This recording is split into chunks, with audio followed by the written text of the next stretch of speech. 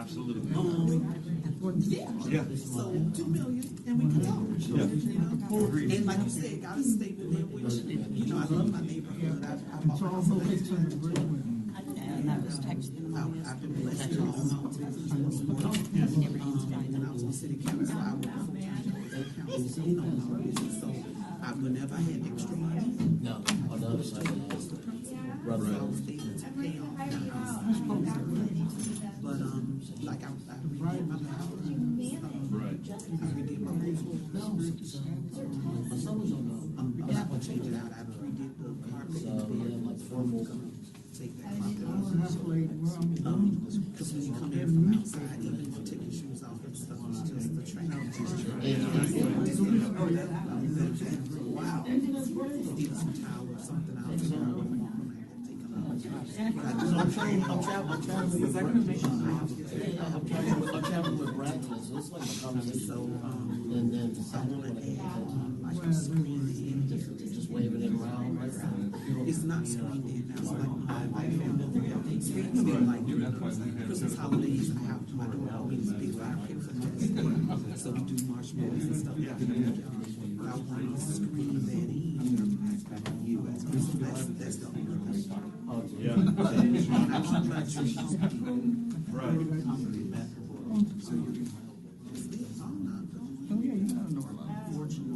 Yeah, I don't blame you. Yeah. So I face third this way and I face 39 this way. He's a judge, he's retired now in high school. He's supplied to All the houses That's all. on our street, occupied. So, Yeah. Same. I'm in the same boat, you know. I mean, we're still paying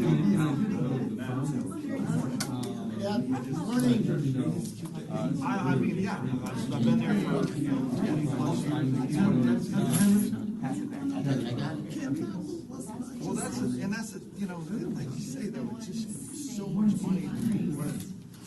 You can't afford to live in Dallas County anymore if you want to buy a new home. Oh, awesome.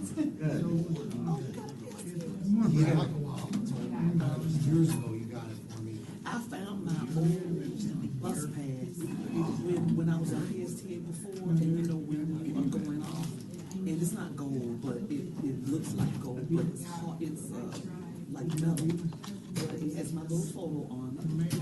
Yeah, I was going through because I got like a ton of t-shirts, you know, when you're in the elected position, you get these t-shirts, so I was cleaning my walk-in closet because I had them all folded. So I'm gonna give them to like good not the political ones, but just like, you know, welcome to the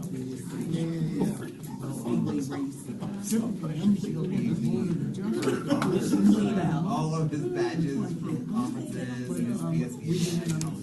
Yeah, she gave me some nice articles and stuff. When she was cleaning all this out.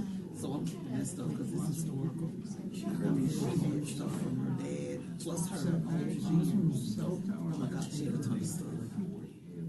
He was the longest-serving, her father was the longest-serving chair of PSPA. From its beginning, from even before it was beginning, in like 1989 to 15 years as chair. Well, the building that really John Duran made the motion, I seconded it, he's speaker.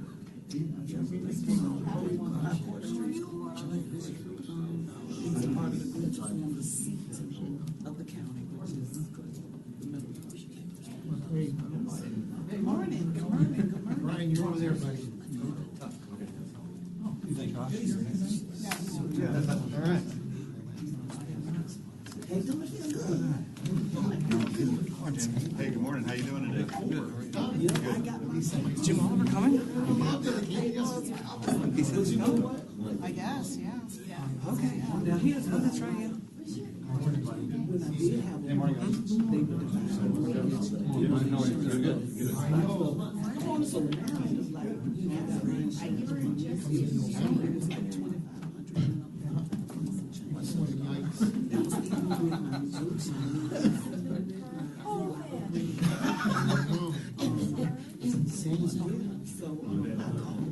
What do you think she said with that? If this is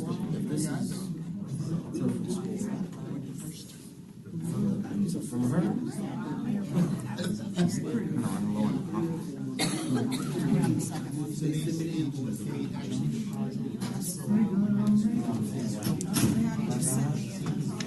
Said no. Email, she can't come.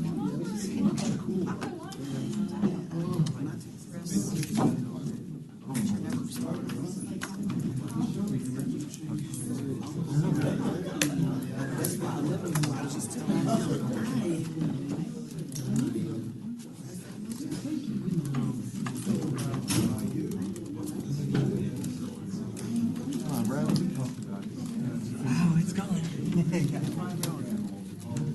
How's that feeling?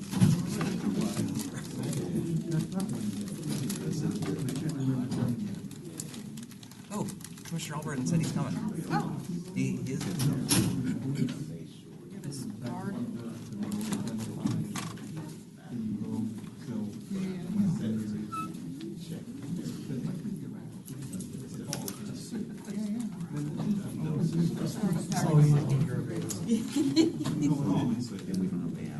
I got the name. Oh, we didn't. Okay. I will find it.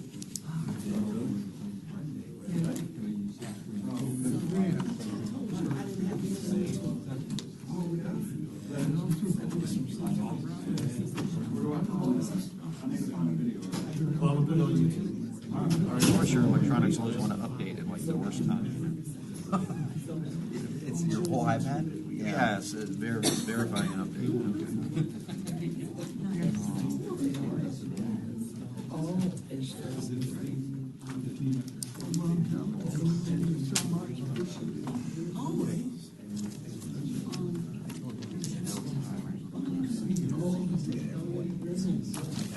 Well, this is the countdown. You don't turn it on for a day or something.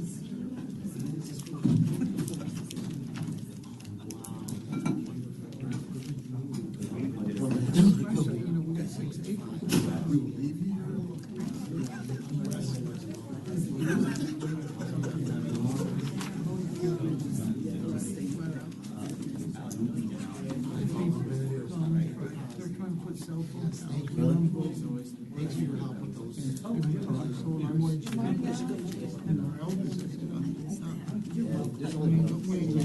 Two people. She's one of them. Well, I just don't do something. It's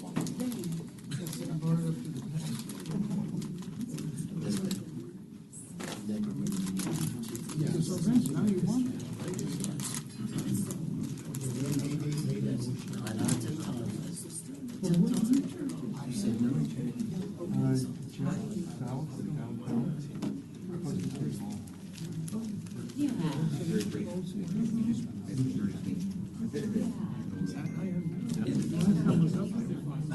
Because we don't have any.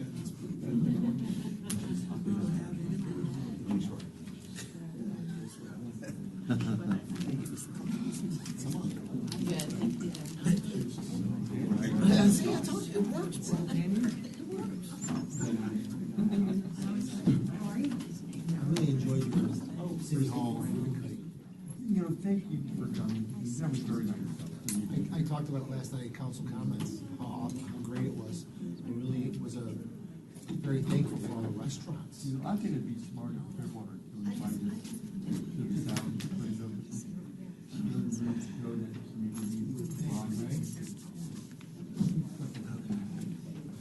Yeah, that was nice that you invited me. I said, yep, I'm coming. Actually, really impressive. I like how you designed the outside. You can have that outdoor. Didn't that work out real well? Awesome. I mean, I'm just not that creative, so I don't know what they're doing. Then you see people put YouTube, you know, what was that? I think the smartest thing you guys did was not put an ugly garage. Instead, you put a Yeah. bigger parking lot, which was there's missing space for everybody to park. Yeah, the parking garage would have just blocked the whole thing. Yeah, they do. And you do have some certain factors closer to the city hall. You do have some trees, some shade trees. 10, 15, 20 years. Yeah. We'll figure that out.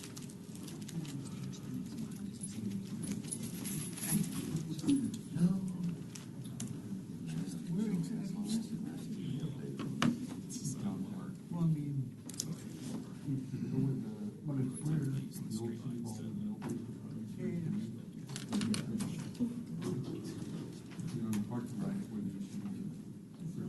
it off like Douglas?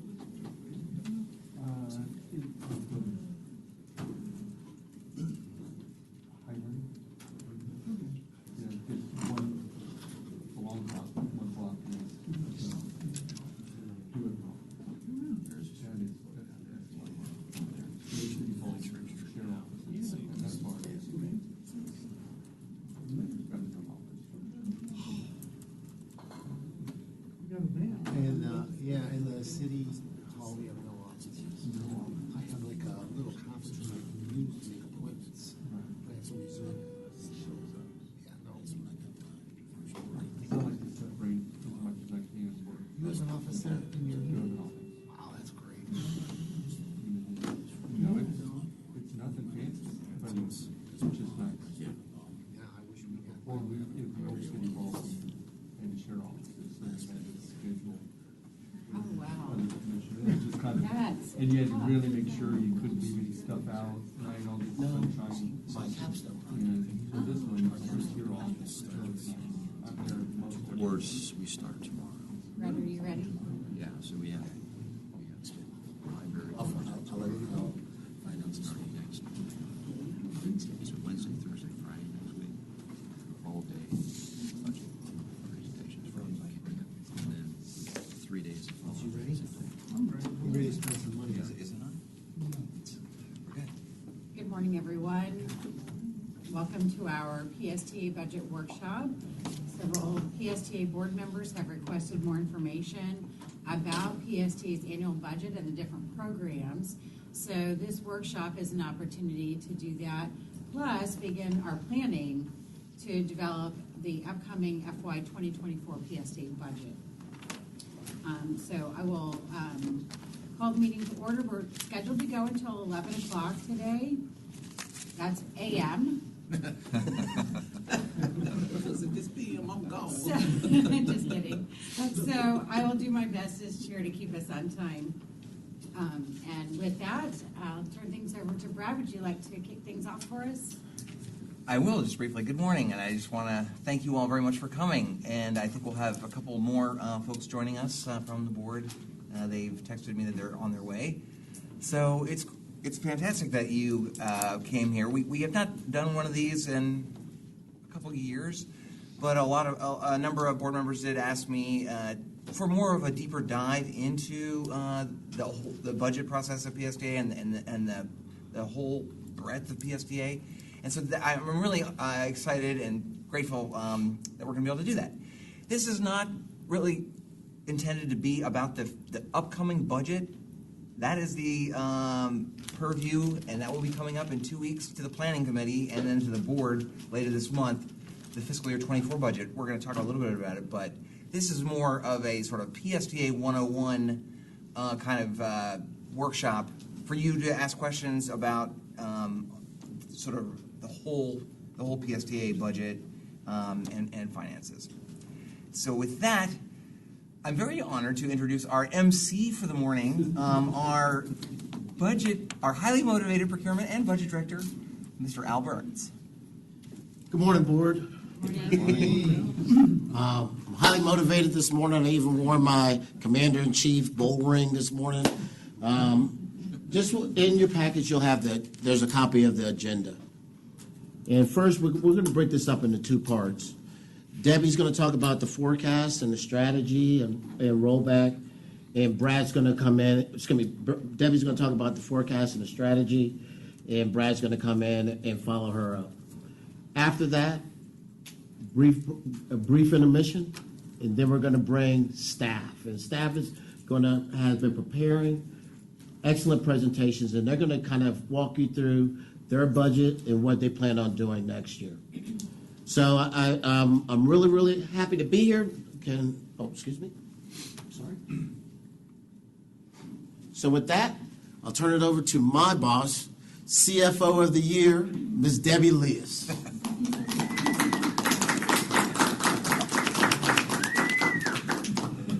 That's what it's like. I'll go Good morning, everyone, and we're milking that CFO of the Year thing for all it's worth. Agenda. So there are two problems that are basically facing every organization. One is inflation, which we are all facing, and the other is the completion of the COVID-19 relief dollars. And inflation has really affected all parts of the PSTA. When we take a look at where we were from maybe a year ago, our private provider, Jolly Trolley, has gone up about 18%, and our operator costs have gone up about 13%. We've also been transitioning away from our traditional fare structure to our e-fares, and that with Flamingo has come with a cost. So we've seen things go up from around $70,000 a year to $600,000 a year with those related costs. When we take a look from where we've been pre-pandemic to now, Henry loves to talk about trash. We pick up trash like nobody's business, and the cost of picking that up has gone up around 13%. We pick up people's sofas that are at our shelters. It's amazing what we find there. We've also seen diesel fuel go up since then about 8.5% on the average. As we know, that's very volatile, and we try very hard to contain that compared to our budget through locking in strategies. And then you've probably noticed with your own organizations, your own companies, insurance costs have really skyrocketed. It's what they call a very hard market, and we've seen those costs go up around 19%. So inflation is one of our problems. And then what we have is, I said, completion of the COVID relief dollars. We got around $98.3 million that's available to us through COVID relief dollars. And when you take a look at it, we have been using it and it's trailing down. So we look at it as sort of like the snake eating the pig when you take a look at how it looks. I think that's a great visualization. And many of you have used your COVID relief dollars in your municipalities for maybe one-time capital purchases. For public transit, the intent of the congressional legislation was to use it for operating costs. So we primarily used it for operator salaries, maintenance salaries, the very beginning. We used it for some COVID relief supplies, sanitation, etc. But we are not we're not alone in this. So we just had the snake eating the pig. When I took a look at this, I said, you know what? I'm seeing navy blue and orange. What does that remind you of besides Auburn? Probably our gators. So what we have here is an alligator going on. It's a challenge. What we did is we took a look at the key assumptions we provided you on expenses, which is the orange line, and projected it out going forward. So you can see the expenses are going up while the COVID relief dollars are remaining flat. And all of our revenues are remaining flat as we use those dollars up. So this has been a challenge. We're not the only ones who have had this challenge. I'm sure with the different mass transit or other government newsletters that you get, you see headlines like this. We are not the only ones facing it, but Brad is going to tell you how we are facing this challenge head on. I'll turn the baton over to you. Yeah, thank you, Debbie. So I'm going to present our solution that then you're going to see in more detail in the coming weeks and as we lay out the proposed fiscal year 2024 budget. Again, as Debbie said, it's sort of a double whammy that is facing every transit system in the country, basically. Inflation raising almost every line item in our budget faster than our revenues, and then the completion of the use of the one-time COVID relief dollars that we're paying for operating expenses. And so now we're in a situation where revenues minus expenditures, we will be a deficit unless we do something. So the solution that we've been preparing and what I'm recommending we do is essentially to flatten out the expenses for PSTA for 2 years. Bring that orange line down, the expenses down for 2 years, and that'll give us enough time, knock on wood, if the economy stays going pretty well, that will allow our regular revenues, our fare box revenue and our other kinds of revenue to grow with the economy and meet us in about 2 years, meet the expenses, and essentially we'll be back to where we were pre-pandemic. That is sort of the goal. Now, how do you get that orange line to come down? Inflation is still there. I'm not a magician. I cannot make inflation go away. So what that means is I have to reduce expenses. I have to do less things. We have to lower our costs, and that means to make service reductions. We're going to recommend a relatively small service reduction in fiscal year 2024. You're going to hear a lot more details about this, but the recommendation is going to, on the fixed route, is going to be to eliminate service on all PSTA routes late at night, the ones that run later than 10 p.m., other than Sunrunner. And then number 2 is to eliminate the Central Avenue trolley. Why did we recommend those two items?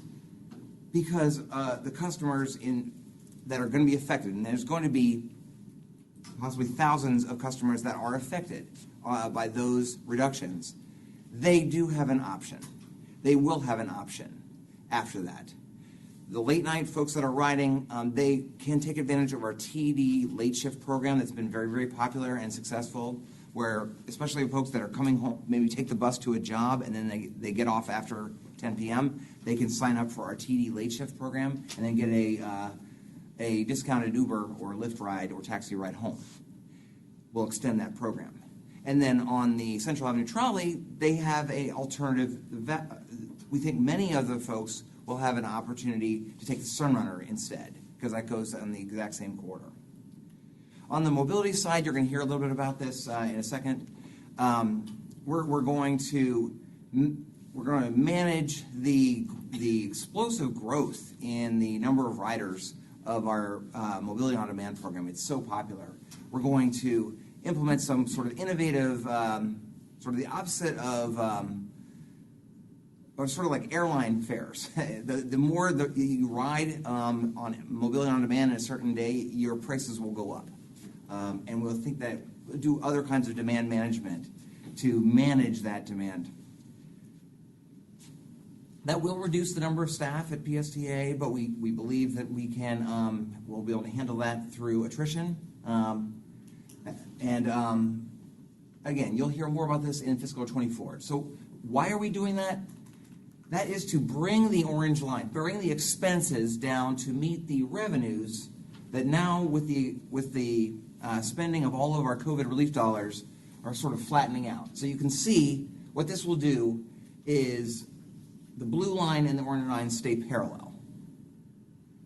That is the goal. That is the goal that I challenge all of our whole organization to achieve, and I'm very proud of them for coming up with a proposed fiscal year 24 budget recommendation that does that. That despite inflation hitting almost all of our line items, we're able to, instead of what we projected last fall when we adopted the budget of a $120 million budget right there, we're going to recommend a $113 million budget total to PSTA this month.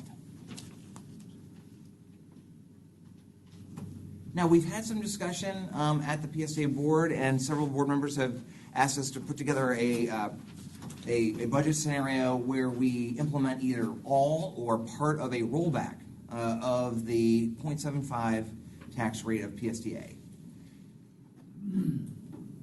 Obviously, this will lower revenues in the future. That's why the blue line goes down, and that will create more of a deficit. So we're going to present those scenarios, whether those we cut additional services if we want to do that, or do we want to use one-time reserves or something like that. We're going to go through that scenario, those different scenarios with the board, as well. So again, Debbie and I wanted to present that. That is just a sort of a high-level forecast of where we think these things are going, and to sort of tee you up for the 24 budget. Are there any questions or comments before from the board before I sit down and then we start going through the different divisions? Thank you, Madam Chair. Go back to the slide where going forward budget strategy, you got flat operating expense goal outside of salaries and fringe benefits. So I'm just asking the question. The lines that you're showing us where you want to try to bring those as close together, your revenues versus expenses, that is minus any adjustments for potential increase in salaries for staff, certainly negotiations with the unions, or inclusive of expenses of an increase in salaries and or possible negotiations with the unions for salary increases? That's a great question. The answer is that the graphs that I showed you are inclusive of all expenses, including those sort of locked-in salary and fringe benefit increases with our union contracts and others. So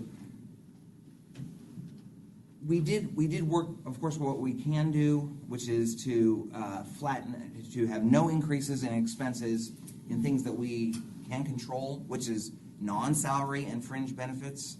And so we've done that, and then we've done that so much, we've even done it more. We've lowered those expenses so that the increases that we owe with our employees, we can afford those as well and keep a flat budget. Okay. And then my last question, Madam Chair.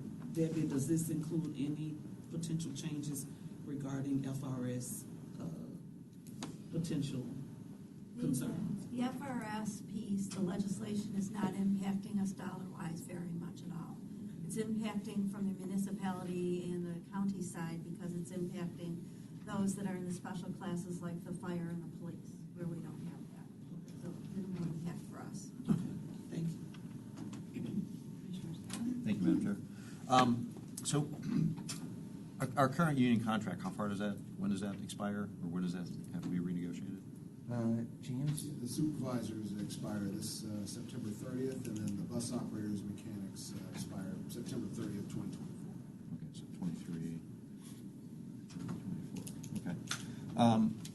And on the one-time COVID funds, in the years that we used them, and there was a period in there we weren't charging fares, but so this was primarily used for salaries, but we were still getting our regular revenue on the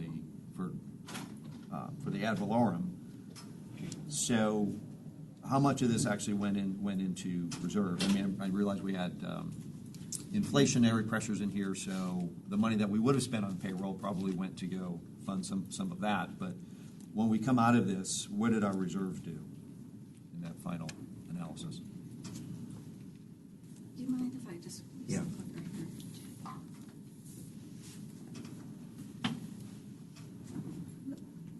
Go back that far.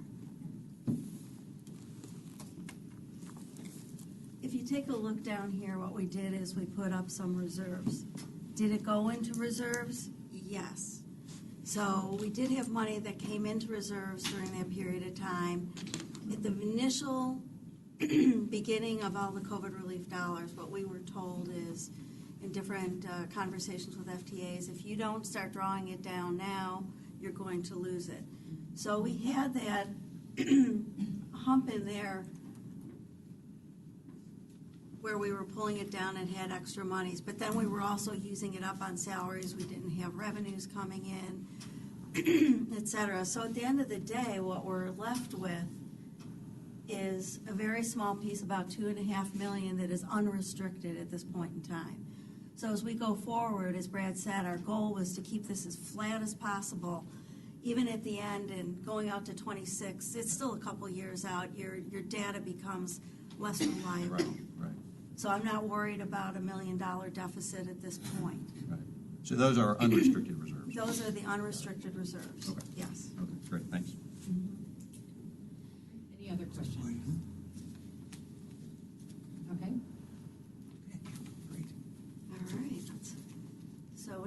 need to bring our MC back up.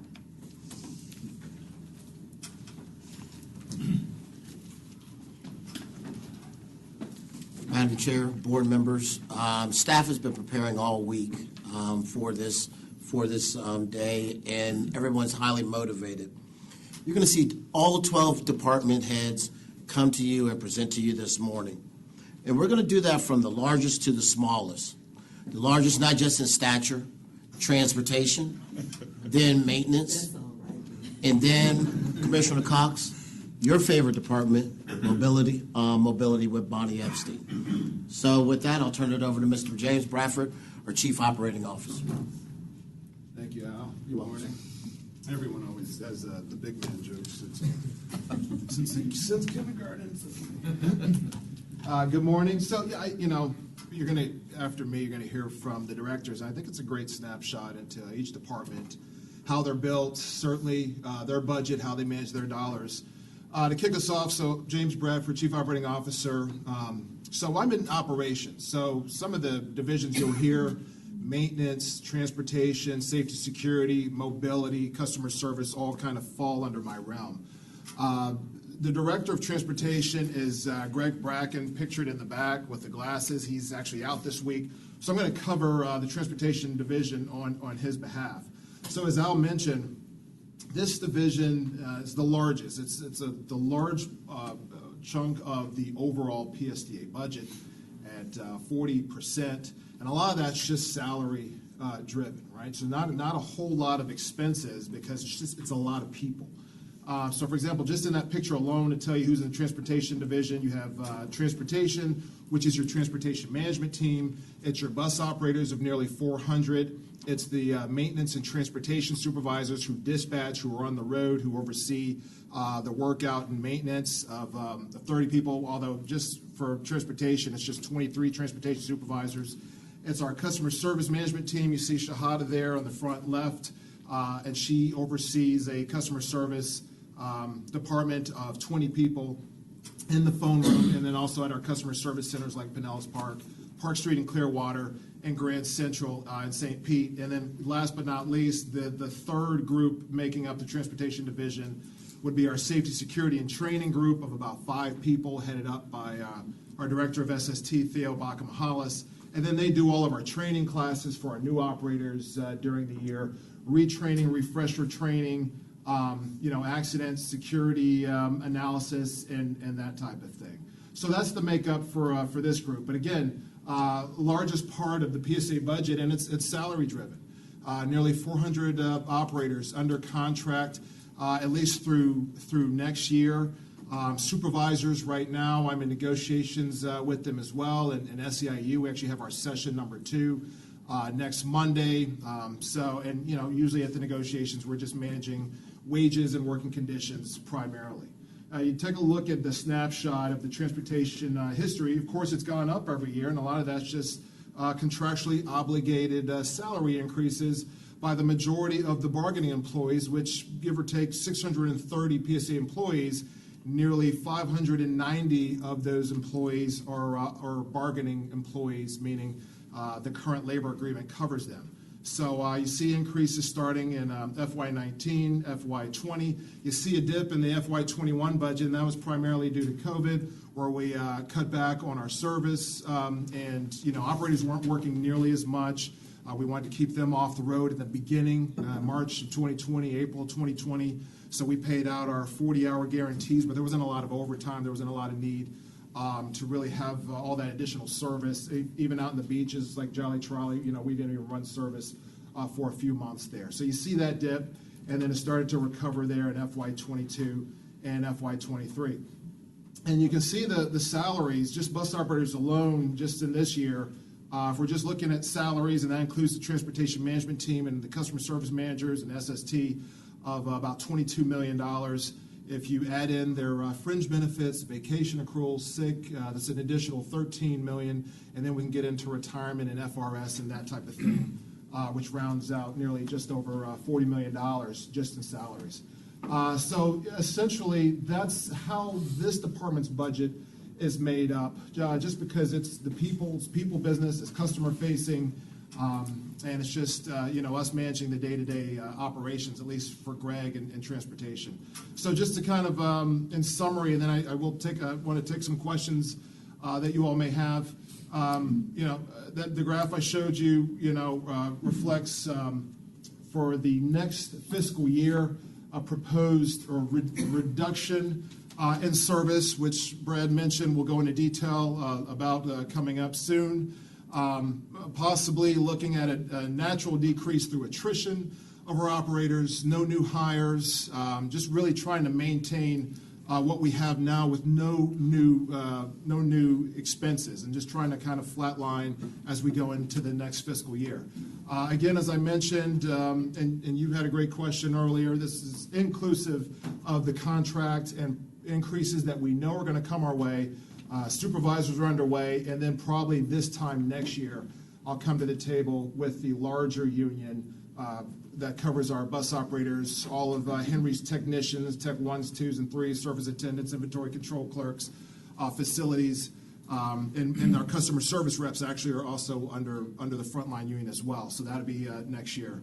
And then I would say the only other largest increase, if I had to give you a percent breakdown of the transportation budget, about 99% is salaries and all the fringe benefits, and then another 1% is expenses. And we're talking office supplies, things of that nature.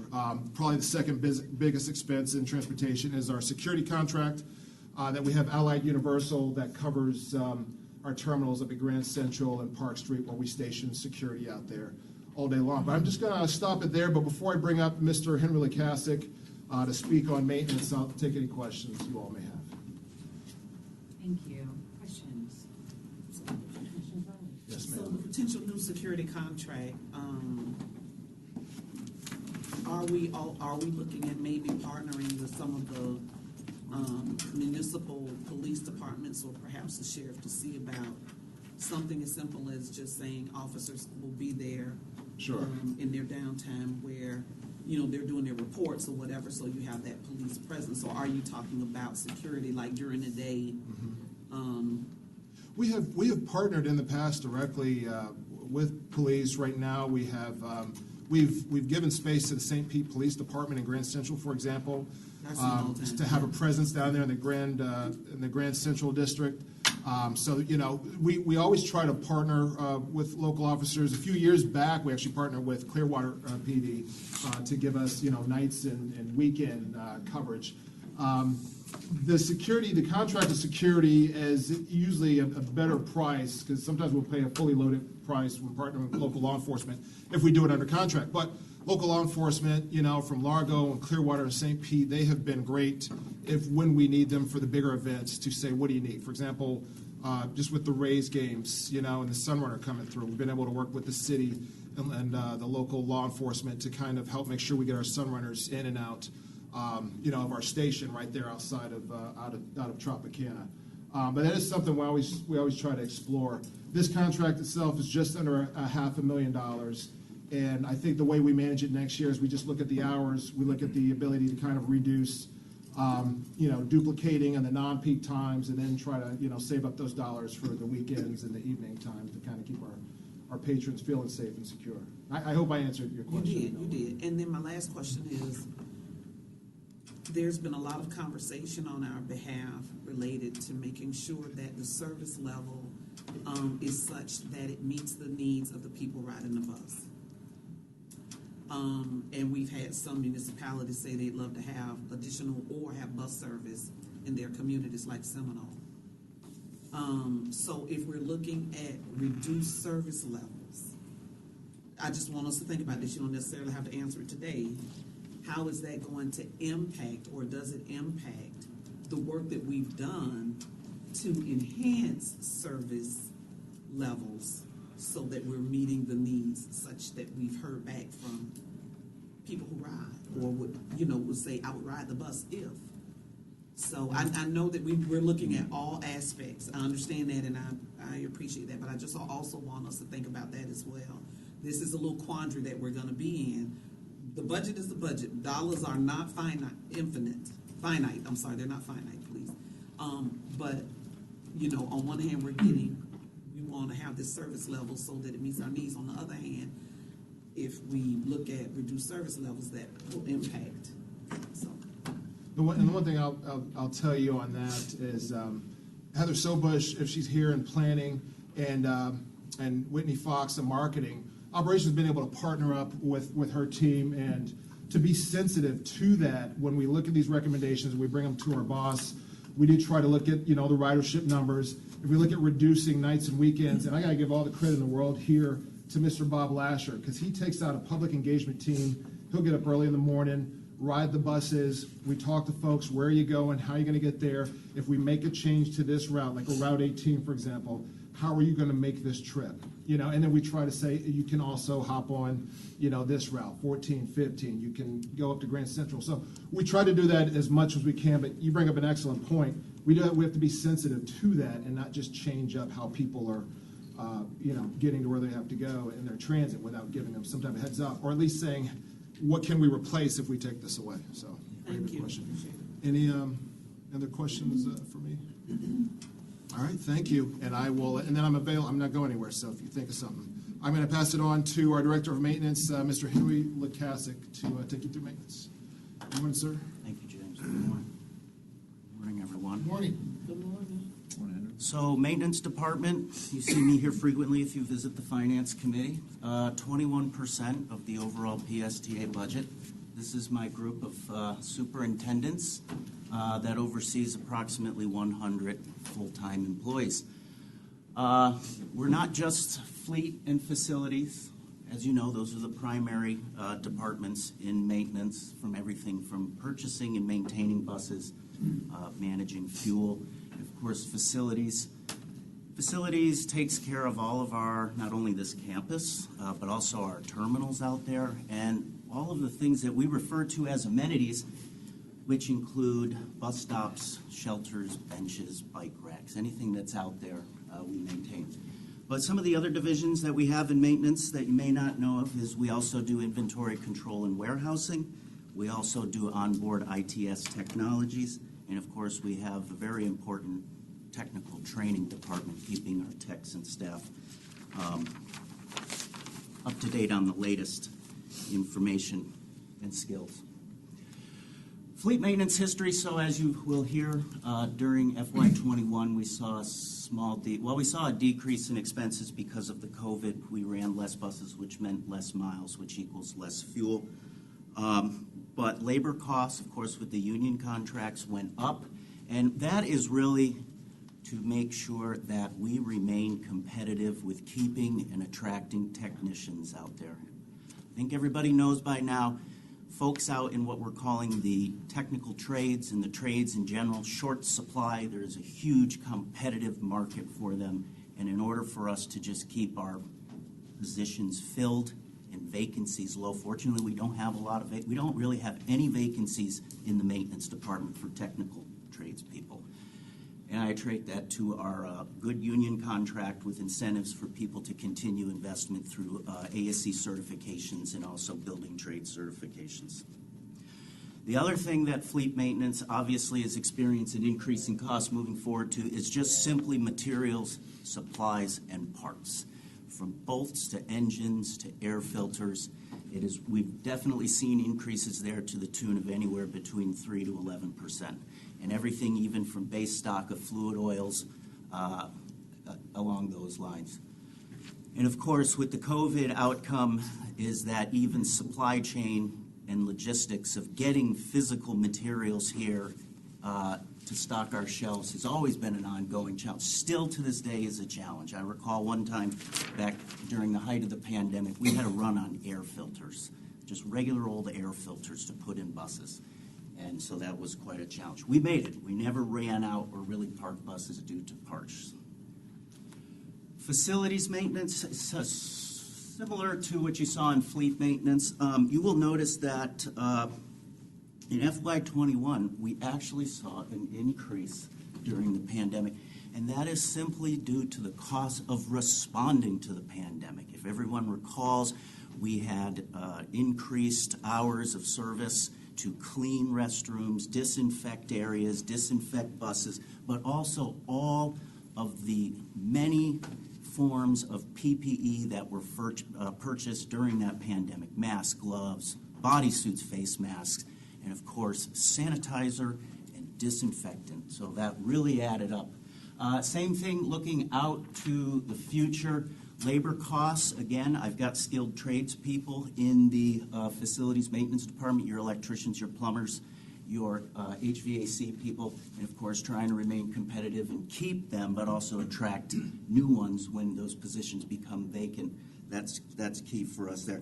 Some of the other larger costs that we're experiencing in facilities maintenance, you heard it mentioned before, just simply keeping our service area clean as best as we can of trash. Throw some statistics out there. It has been growing exponentially every year. I would fully predict that by the end of this year, we will have picked up 400 million pounds of trash in the county, which is a lot of tonnage. And 60% of it is not stuff that you would typically find at a bus stop. It's not soda bottles and bus passes or stuff like that. It is some big, heavy items.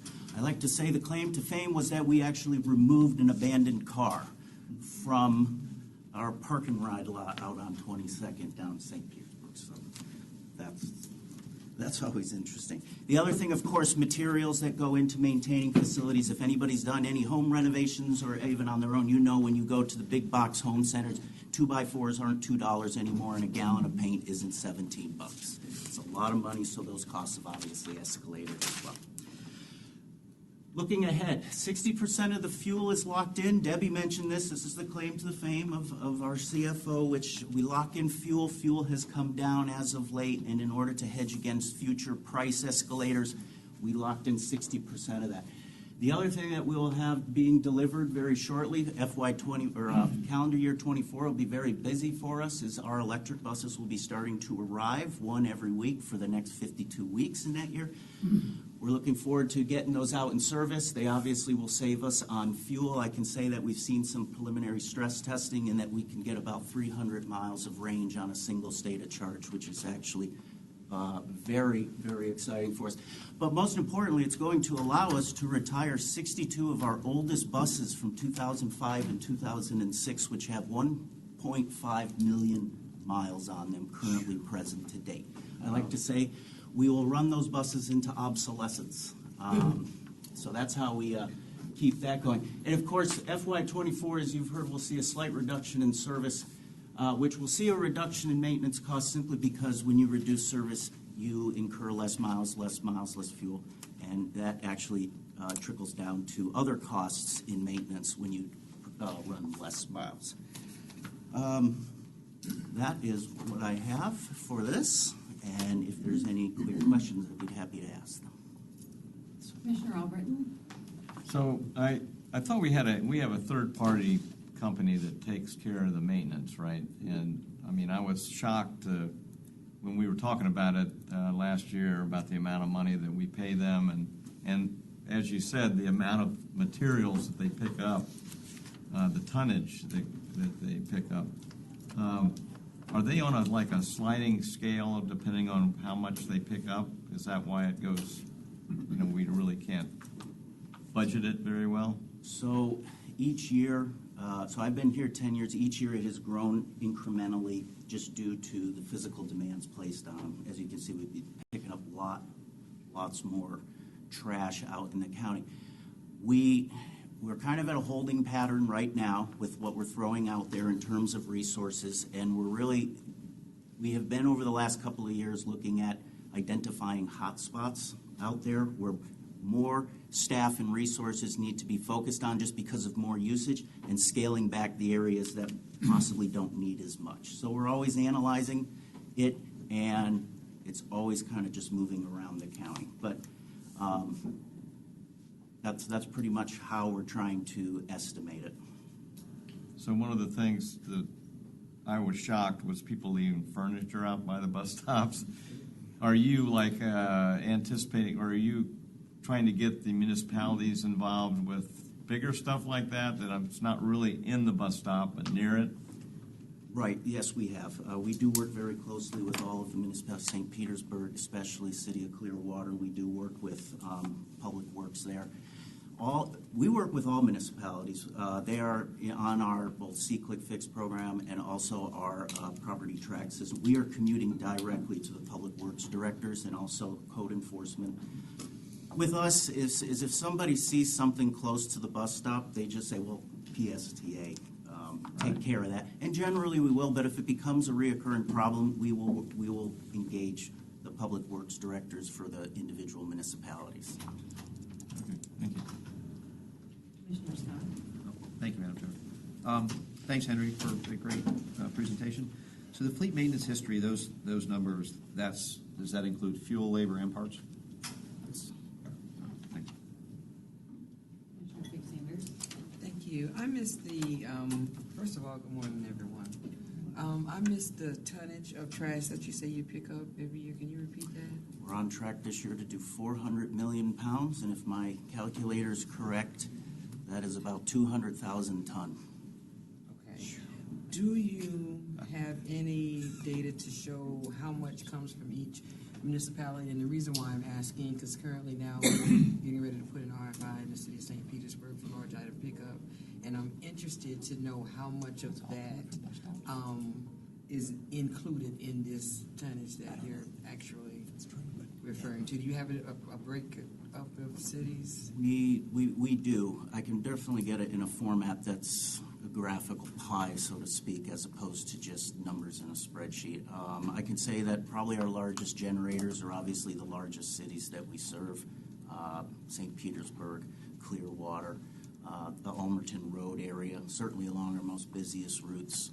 I would be interested in that, if there's any way that I can get that breakdown per city that you're picking it up, and this is trash near a bus stop as well? Okay, because Commissioner Albritton asked my questions in regards to that, so thank you so much. Thank you, Chair. Commissioner Soraki? Thank you, Madam Chair. Great presentation for being so precise and clear. I have one quick question. What happens to the old buses? Well, the old buses are so old that there's very little value to ever using them again. Generally, they are scrapped, and one of the requirements in exchange for the Volkswagen settlement funds that we have received from the state of Florida will be to permanently scrap them. Okay, thank you. Of which we do receive a small amount of scrap value money for. It's still made of metal, and metal still is worth something. I was curious. Thank you. Not gonna close any major budget holes, but it's a little bit. Perfect. Thank you. Commissioner Gao? Thank you, Madam Chair. Back to the trash. Has that poundage increased over time? It has. And have we had to change our process in the way we pick that trash up? Have we had to purchase different vehicles, bigger vehicles, different kinds of vehicles? That kind of goes along with what Commissioner Albritton asked, is the costs have gone up because we've had to put more resources out there. Now, the equipment that they're using right now, which is just simple trucks with trailers, has been able to work well. We are not at the point where we're looking at full-fledged garbage haulers, but I'm not going to say that's not out of the equation. It has gone up.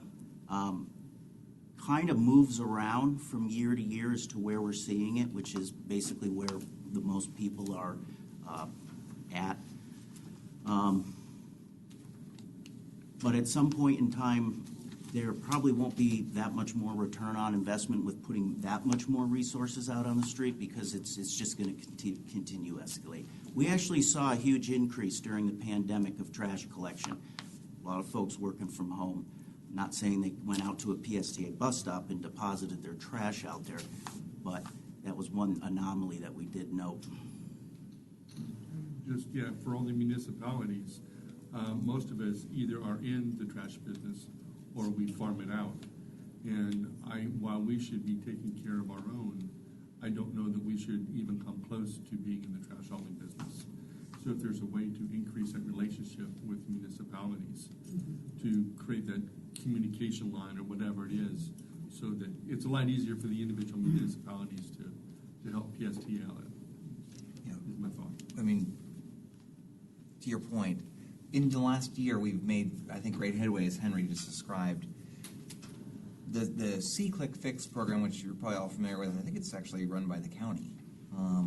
But I don't know if every city in Pinellas is doing it, but yeah, we're part of that, and so folks are directly putting into C-Click Fix on their phone where there's lots of trash, and then that immediately goes to Henry and his staff, and they go right out. It's a direct link to getting the contractor out to go clean that up. And then the other thing that Henry's done is take the internal PSTA sort of tracking system and partner with public works directors, like in St. Petersburg and maybe others, Clearwater. So their inspectors that are out driving around St. Petersburg or Clearwater have it on their phone, have it on their device, and they can put a direct request right into our contractor who's on the same system. So it's pretty seamless. It's seamless, but is there maybe it's too seamless, to your point. And is that again, are we getting into the trash business? Right. So is my concern. A couple years ago, we decided to put trash cans on the buses for the first times. So most of our ridership, they can throw out their Pepsi bottle or whatever on and we're trying to get recycling on there too, on the bus. And so a lot of the trash at the stops, maybe not from them, it's from others. It's from others. All right, Commissioner Robbins, and then we'll go to round two. Thanks. And I just really want to quickly make a comment. I think I understand where everybody's coming from about the cost of picking up trash, but I believe the efficiency that PSTA is using would not be as efficient as using a municipal trash service. So to the point that Brad and Henry just made, it's C-Click Fix. They go, they pick it up immediately. If they call the city of Dunedin or the city of Largo, we're going to have to pull somebody off of a dedicated route to go find that trash can and dump that trash or whatever that is. So it's from the customer's perspective, they see a full trash can, they want that trash can gone, or they want it, not full and spilling out, right? It's just the process of, yes, should we continue to work with PSTA from a municipal standpoint? Absolutely. But I think PSTA's goal is to continue to keep their bus stops as clean as possible, as quickly as possible. So, again, understand that there's an expense to that, and it's going to continue to rise because, we have more people in this county continually. So, I think, again, it's more efficient process to use the process we are using instead of trying to integrate municipal trash service at a bus. So thank you, Chair. Thank you, and I agree with that as far as the actual trash is concerned, but when it comes to these large items that are not really coming from bus riders, I really feel that that's something that the municipalities should be handling. And even using C-Click Fix, and from my understanding of it, I'm pretty familiar with it, there is a way to categorize that and have it, if it's a large item, then it gets shuffled to the city's side of that system to be addressed. So I just feel that the cities should be handling that part of it, and that there is a way to create a good partnership for addressing that part. I do believe we have a great partnership with all the municipalities. I'll use one quick example. City of Clearwater, shopping carriages wind up at PSTA bus stops if they're close to a shopping center. We work closely with City of Clearwater, Public Works, who in turn, they set up a place to bring these shopping carts from when we do our normal routine service. They in turn contact where these shopping carts come from and warn the establishment that they need to come get their carts, or that they'll be imposed some sort of fine or fee or something. We have explored things such as illegal dumping notices just posted in the just not saying we're going to stop it, but just alerting folks that you know, if you're depositing large items here, such as you clean out your apartment, that could be construed as illegal dumping. So that's one of the thoughts that we had with City of St. Petersburg Public Works. So I'd like to say that my superintendent of facilities, Missy Nevitt, has all of the public works directors for all 24 municipalities on speed dial. And she probably does. She communicates well with all of them, and they're very responsive to us. So we're happy to get out there and keep our areas clean. And of course, if there's something in around the vicinity, that we'll do that too. But then, if it is a rampant problem, we'll go back and we'll communicate with Public Works. Thank you. Commissioner Albright. This conversation has shocked me again, so I wanted to just verify. Did you say 200,000 tons? Yeah, it's about 400 million pounds of trash. Last year, I believe I reported that it was about 395. That's over $8 million in dump fees, just dump fees. So how many facilities do we have? We have this camp, mean terminals or Yeah, bus I mean shelters? bus stops and... About 5,000, a little under 5,000. So... There's 5,000 trash cans.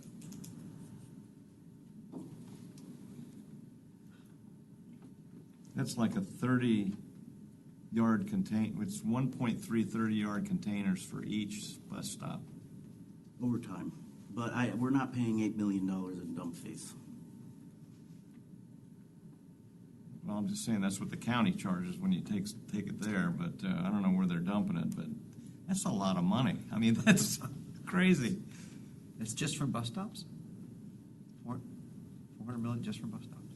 Pounds, yes. Jeez. Okay, well, I'm just making a point. A 30-yard container is one of those huge things for each bus stop. If that's in a year, that's a lot of trash. We verify that. We've been tracking it for years. We can put together a graph. Okay. Commissioner Cox. Thank you, Madam Chair. Is our plans for service reduction for 2024 take place? It would be eliminating the CAT. What would happen, those trolleys we got really not too long ago, 2 years or so ago through that grant, somewhere in that vicinity, the new trolleys that we had gotten. What would happen? What would our plan be for disposal, or would we keep those? What would the plan be? If we take them off Central, I'm sorry? if we take them off Central, because you said discontinue the Central Avenue Right. trolley. That's a great question. And we've got a couple ideas on how we can use this. One, we can use them for our existing Suncoast Beach trolley. We will use them for that. And then we still have to work the deal out on this, but one idea we have is that we can maybe mitigate some of the future cost increases for the Jolly Trolley by giving the Jolly Trolley some of the trolleys. They're basically the same, and there's lots of different versions of that. We're going to explore that. We've talked to the Jolly Trolley, and we're going to spend it's going to take a little while to negotiate a change in that arrangement if we allow them the use of our trolleys. But that's a possibility, and that would theoretically reduce our costs. They're relatively new. Yeah, and then one idea that Henry had, which I think is interesting to explore, is could we save money on the Jolly Trolley if PSTA continued to maintain the trolleys, those trolleys, and then all the Jolly Trolley did was operate them, but we would still maintain them. So we got to explore what is the most efficient way on that. Thank you, Madam Chair. Commissioner Albright. I just wanted to mention that I was going to talk to you about, because we got our park opening the end of this month, and one of my suggestions is to enhance the Jolly Trolley into bringing people into remote parking. So maybe that would work out. I mean, I need to talk to you and our city manager about that, but I think that's one way that we can probably take some traffic off Drew Street, which is one of our big issues, and parking garages downtown for, our events that are going to start happening probably every couple of weeks. So Yeah. I heard about that. All right. Thank you. All right, thank you, sir. I would like to now turn it over to Bonnie Epstein, Director of Mobility. Awesome. Thanks, Henry. Good morning, everybody. I'm Bonnie Epstein. I'm the Director of Mobility Services at PSTA. So our mobility department is responsible for about 16.5% of our overall operating budget. And about 90% of those expenses goes directly towards operating different programs. So the largest of those programs is the PSA Access Service that Commissioner Cox has been very involved with in the past. This PSA Access Service is federally mandated by the ADA. So all transit agencies have to provide service for customers with disabilities who can't use a fixed route bus. So every transit agency has to provide this service, and here at PSTA we call that PSA Access. So we also provide to our Access customers a mobility on-demand program. So that's on-demand service as opposed to pre-scheduled access service. Riders have really liked it. I'll go into a little bit more detail about that program later. In addition to our services for our Access customers, we also provide TD, or Transportation Disadvantage Services, that Commissioner Reed has been very involved with. So this covers our TD Tampa Bay program, TD Door to Door, and our TD Late Shift Service, as well as our TD Bus Passes. So in this photo here, this is our mobility team. This is just the managers of the mobility team. We also have a reservation team that takes the calls for our PSA Access and MOD, so they're not pictured, as well as our 7 contractors. So all of the services that I mentioned, Access, MOD, TD Late Shift, they're all provided by private contractors. So we have 7 private contractors that provide those services. So we became a department in 2021. Prior to that, our line items were in different areas of the PSTA budget. Over the past couple of years, one of the reasons that we've seen, or the largest reason we've seen increases in our costs, is due to the cost of the PSTA Access Service. So back in 2021, we switched from a provider Care Ride to a new provider for the PSTA Access Service. Care Ride provided all of the access services at a very low cost. Unfortunately, maybe too low of a cost, Care Ride did end up going bankrupt and didn't put in a bid when we reissued the access service contract. So they did not put in a bid when we re-procured, and all of the bids that we got for continuing the access service were significantly more than what we were paying with our contractor Care Ride. Another reason that we've seen our costs increase over the past few fiscal years is due to the increase in the popularity of our Mobility on Demand service. So the Mobility on Demand service, we are really proud of it. It has gone through a lot of changes. We have brought it into the 21st century, so we're really excited that now both Access and MOD trips, the riders can book the rides through a PSTA Access app. Riders can also receive text messages about their trips when their trip is arriving, reminders about their trips. And the thing we're most excited about is rides are now can be paid with a credit card for both MOD and the Access service. Prior to a few months ago, riders had to pay for Access trips with either a paper ticket or cash. So we're really excited about the changes. But all of these exciting changes have led to growth in the MOD service, and like Brad mentioned earlier, we are looking to put an escalating cap on the co-pays for the MOD service. So right now, all of the MOD trips are $3.50 per one-way ride on the service. So the change that we're proposing is to have the first 2 trips per day be $3.50. The next 2 trips would be $6 each. And then if riders took more than 4 trips in a day, the rides would be $10 copay each way.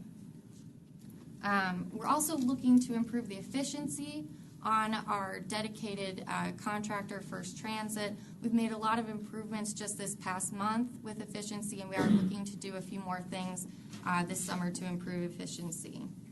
And as Brad mentioned, the TD late shift service that we have, if we do end up cutting service after 10 p.m. on the fixed route side, we will be able to add those riders who are getting to and from work on those later routes to the TD late shift program so they can still get to and from work.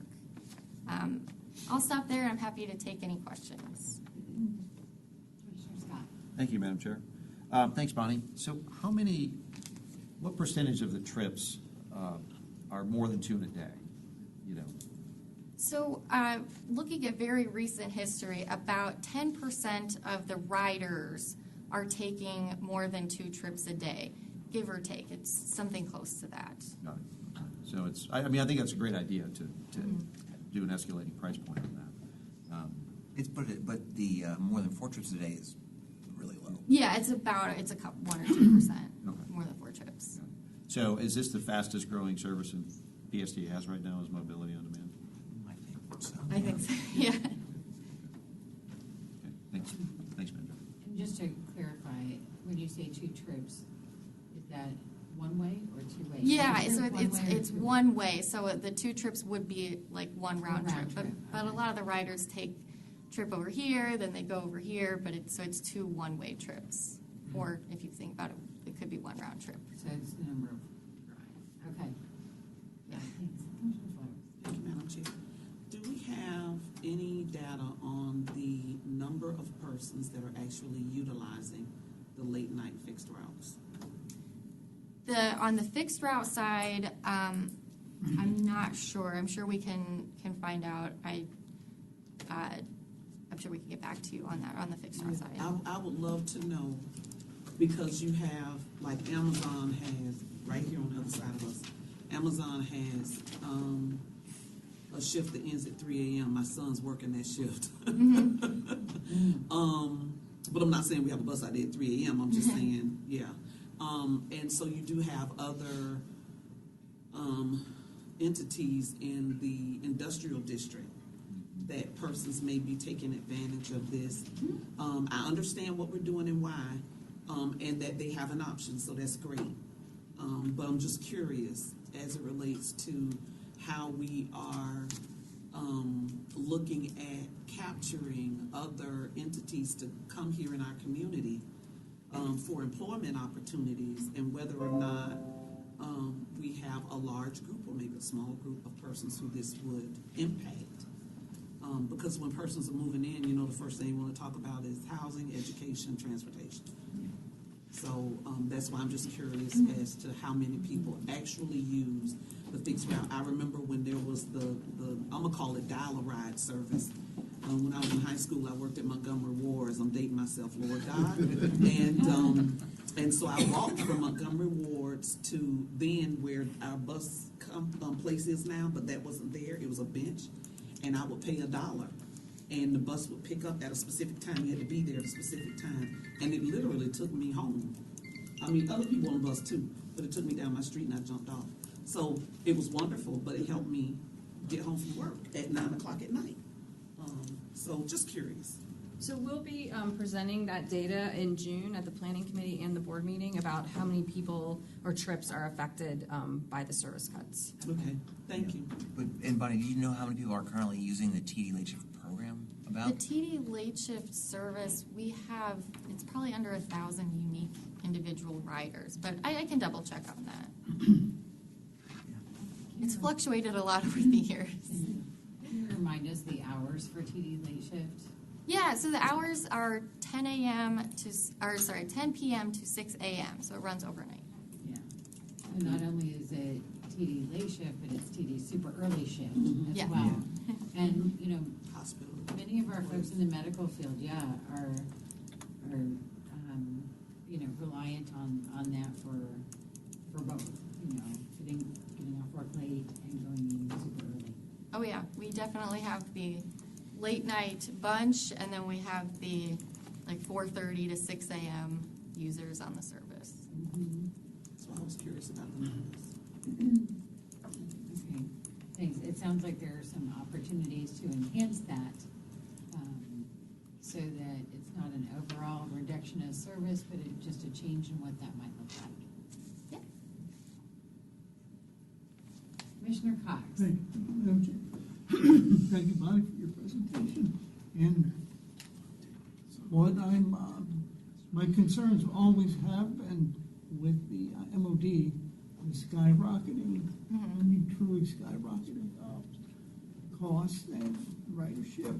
And we have to remember that we're, as an agency, we're not required to have MOD services. It's more or less a deluxe service. We are required, however, by the ADA and by the FDOT, US DOT, to have ADA complementary service to our fixed route. We have to have that, and we have to do that efficiently. And I see that part of what we're looking to do is to increase our efficiencies of first transit, and we need to do that because and I've said over and over again, I'm not going to belabor any points here, but the whole gist of this is that it's not operating efficiently. You got to forgive my speech. I'm finding it more difficult to talk all the time. But and we can do that. We can increase that efficiency, and it's not good to have because we as an agency pay regardless if they pick up somebody or don't pick up somebody, and there's efficiencies we need to do on deadheading. It's so, again, I'm not going to get in the weeds on this because I tend to get in the weeds on it, but I look forward to that. I do look forward to credit card acceptance, but I've sent an email to y'all that I would like to use on sometime. And but again, just we have to bear in mind here, we have to provide ADA service, and there are parameters. It has to be on time to a certain percentage, so on and so forth, and it has to complement a fixed route service. So I like the ideas with MOD to start putting some restrictions on rides or escalating fares to try to do that. But we'll get into all this, I'm sure, at some point in time. One other question too that we did, or comment, that we did have a paratransit consultant do a report that was given out at one of our last two meetings. That was in September of last year, pointed out some efficiencies that we could do to make this work better, and we're to have a follow-up on that. Have we scheduled a follow-up with? Yes. You know when that'll happen? They're coming later this month, and then producing a report after they come. Okay, because I So think hopefully that this is summer. very important that we have an outside agency that, or a vendor to come look at that and make sure that we can do these efficiencies. Thank you, that's all I have on that. Commissioner Gao? Thank you, Madam Chair. I really believe that public transit is a public good, and it benefits the community, not just those who directly ride on it. And it seems some of the challenges that I'm having with this is it seems to be we're plugging holes to balance a budget as to kind of being forward thinking and what public transit should be or could be. And this could be in my head, the way I look at public transit. We really don't have these types of discussions as a board. MOD is the fastest growing part of PSTA right now, I'm thinking, but do we know why it's the fastest growing? And right now, the challenge that I have with especially the fixed routes is that we need to increase our ridership, but we can't increase our ridership unless we increase frequency.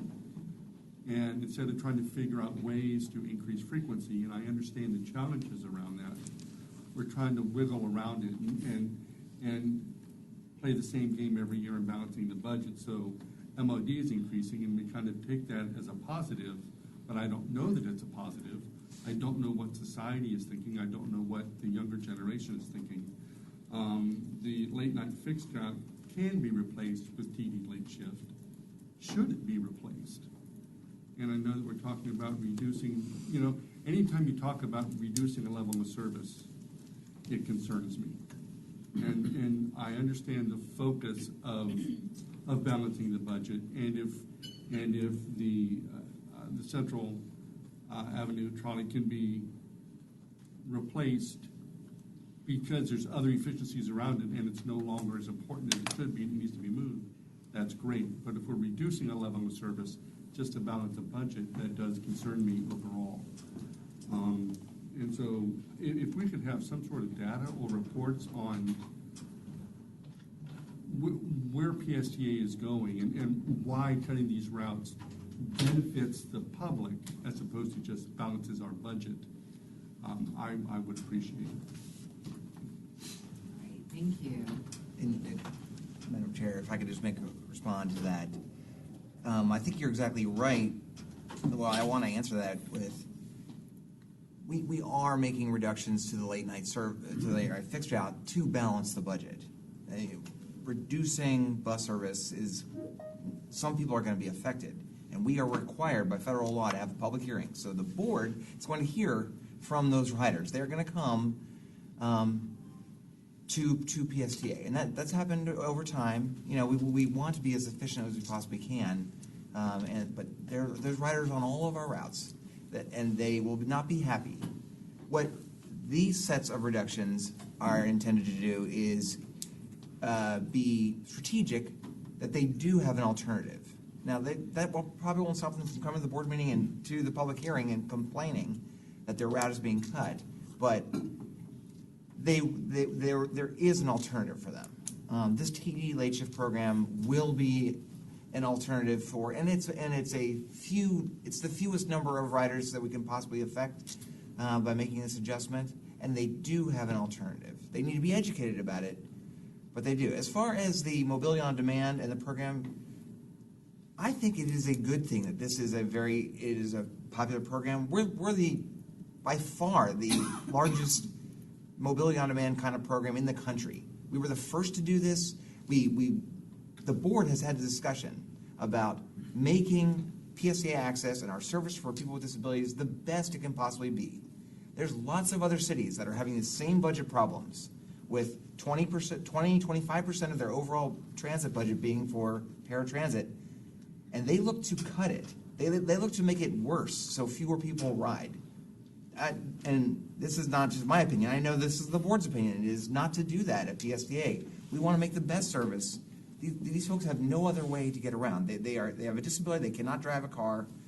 They totally rely on this, and they love the flexibility of calling the staff up and getting a ride, or going on the app and just getting a ride in 10 minutes, like everybody can. Every able-bodied person can do on Uber.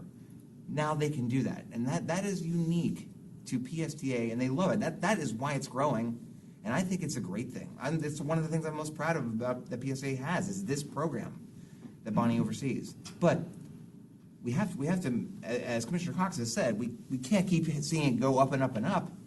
We have to manage it as best we can, and so I think these recommendations are needed to implement. And I think they can still be a very successful program even with these changes.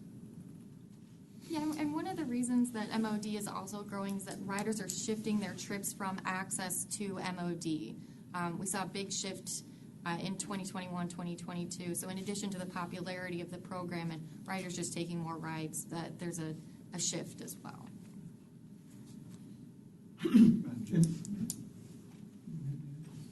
Along with that too, Bonnie, I agree with that. It's also $1 less than taking the other. I mean, the dollars eventually do add up. I'd like us, and I think we are looking at possibly bringing that even with the copay that they pay on the ADA mandated service. Yeah, we looked at that. Right now, we're recommending this incremental, more trips, it costs more proposal, and still leaving the first trips to be $350, and see how that goes, and then make other changes if necessary. Yeah. Okay, thank you. Commissioner Robinson. Thank you. Brad, obviously, we can see your passion about MOD.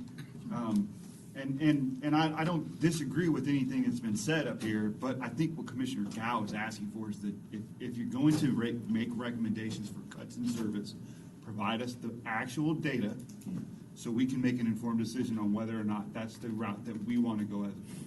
I think that's and I'm not just trying to speak for Commissioner Gao, but that's I know that's what I would like as well. And I think this would have been a good opportunity. This work session would have been a good opportunity to have that data in front of us, so we can, as we make recommendations or have discussions about cuts in service. And I mean, the first couple of slides that we saw, obviously we can see that gap and that delta, so we know what we need to do.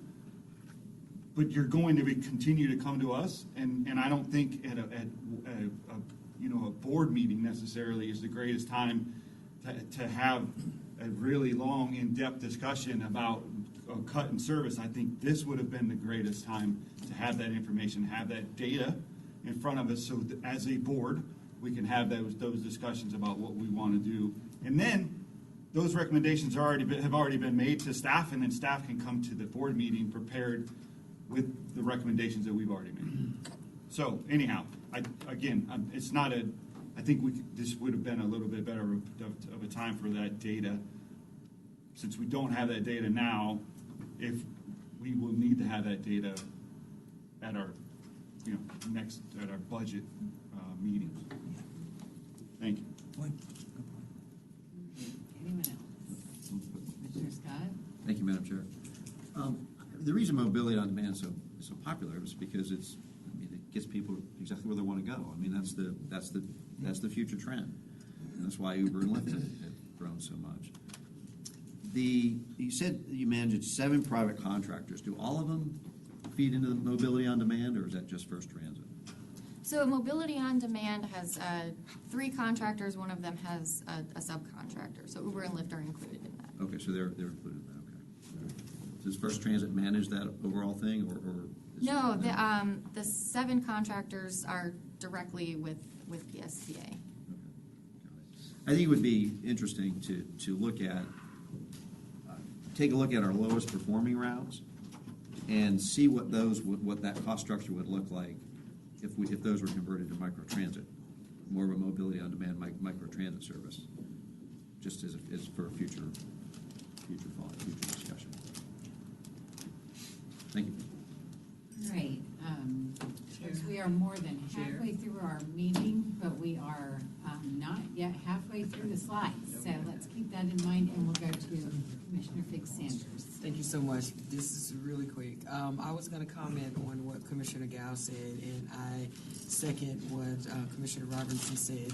What is the next steps on this? Because I agree.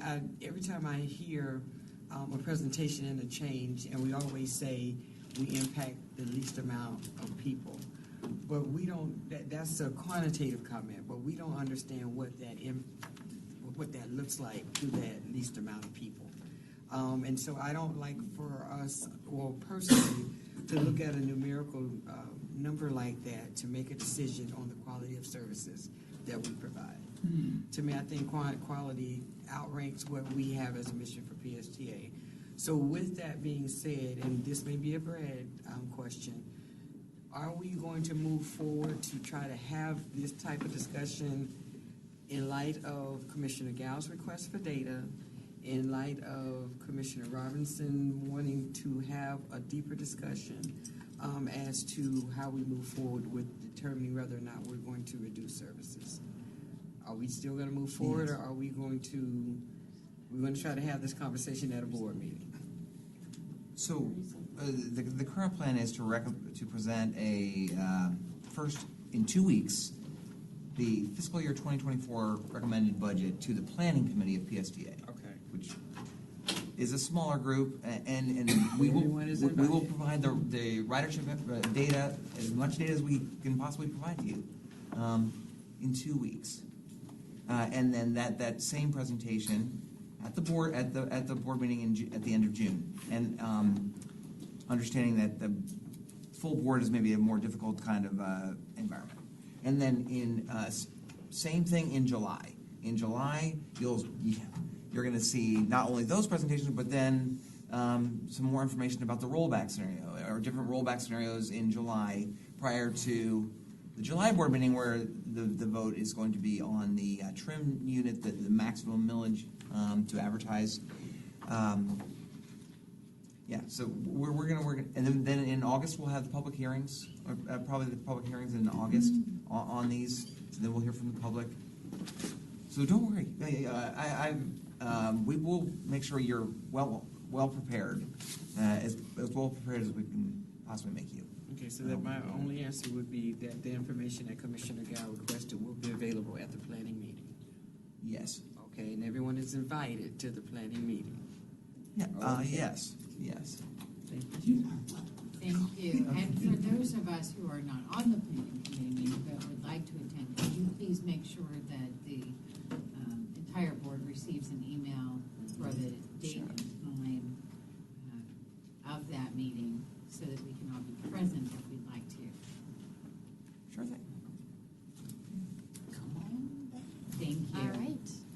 All right, let's keep it moving. Then I'll pass it over to Debbie Leas with the Finance Division. Right, well, you've just heard from about 77% of the budget between transportation, facility fleet maintenance, and mobility. So I'm starting out the administrative side at a whopping 3.1% of the budget. Now, finance, however, is the most popular of all the departments. The reason I know this is we've got 2 photo bombers in here. Can anybody guess who they are? I can see them.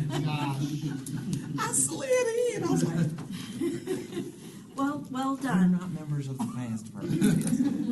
Just, We do quite a bit in finance. The first thing that comes to mind is accounting. But we also are responsible through our highly motivated procurement director for the DBE program, Disadvantaged Business Enterprise Program, financial planning and analysis, which is not just budget, because we've just been talking about all the analysis that goes into the recommendations that we make. In addition, we have grants administration. We do receive a significant number of grants here at PSTA, and that is all handled through our grants manager. And we also have procurement. As I said, we've just heard about 77% of the budget, of most of which, outside of salaries and fringes, everything is procured through about 4 different people in the procurement department. So that's really quite impressive. In addition, we have risk management. We'll be hearing a little bit more from Diane on that. That's our claims and insurance. So taking a look at our history, in fiscal 21, you see a dip in there. A couple reasons. First of all, we had multiple vacancies, so I was senior accountant, accounting manager, and CFO during that time period. And I'm very sneaky with what I do with my budget. Sometimes I move people to the executive department. Sometimes I move people to HR, so when you see their numbers jump up, it's all my fault. We also saw in 22 a significant increase in the costs. And a lot of that related to getting cards for Flamingo and different fair products, as well as being fully staffed. When we look forward to what's happening in 24, not too much exciting. I've got a second grants person, so I will be seeing a lot more time going into the grants as being paid by other people's money. In addition, because we bought a lot of tickets and passes as we were entering the pandemic, and obviously being fare free, we didn't use it. We are going to what I call right size. We're not going to be buying anything more for a while, so that's going to be a significant savings in our budget. Moving on, I also wear the hat of being the interim IT director for right now. And as you can tell, I'm the shortest member of the staff in the IT department. And we do quite a bit. We do more than just when you see Carlos and David Lee back there running around with your iPads and doing all of that. We are responsible for the hardware and software of the authority. That's a significant amount of work between servers and having over 80 different software programs that they manage. So they do quite a bit. They make sure that all of the Wi-Fi is working, on the buses, at the stations, and on this campus. There's quite a bit that we do, and we also manage telecommunications. We're about the point now where, with few exceptions, nobody has a desk phone anymore. We use something called Ring Central that everything goes through, so you can reach us at all 24/7. When we take a look here, you'll see a huge jump up between 21 and 22. I can attribute almost all of that to the Flamingo program. When we decided to do this through the regional working group, we're essentially splitting the costs of the back office and the software with Hart, and that is around $600,000 a year that you see in there. And with that, just increased software costs, not too much going on with the IT group. We will be doing some software upgrades during the course of next year that you'll be hearing about in the future. With that, I'll turn it over to the Risky Department. Okay, you have to show me which button. You want me to do it and just say next? Oh, cool. Yeah. I don't do presentations with slides very often because nobody wants to see all my statistics up on the board. So, the risk division is a small but mighty group of 5, and we handle all of the claims and insurance programs, but we also work with pretty much every other department in some capacity.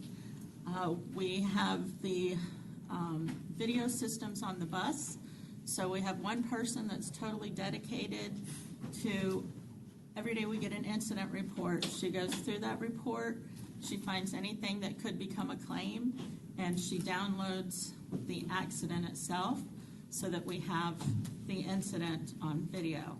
It saved us tremendous amounts of money in litigation and verdicts because you can't argue with what's happening on the video. We have 2 claims adjusters. One handles liability only. We have our risk manager who handles all of our litigated liability claims. And then we have the other claims adjuster handles all of our workers' compensation oversight. We do have a TPA for workers' compensation. There are a lot of regulatory requirements, and it's more cost-effective to outsource that to a TPA than to do it ourselves.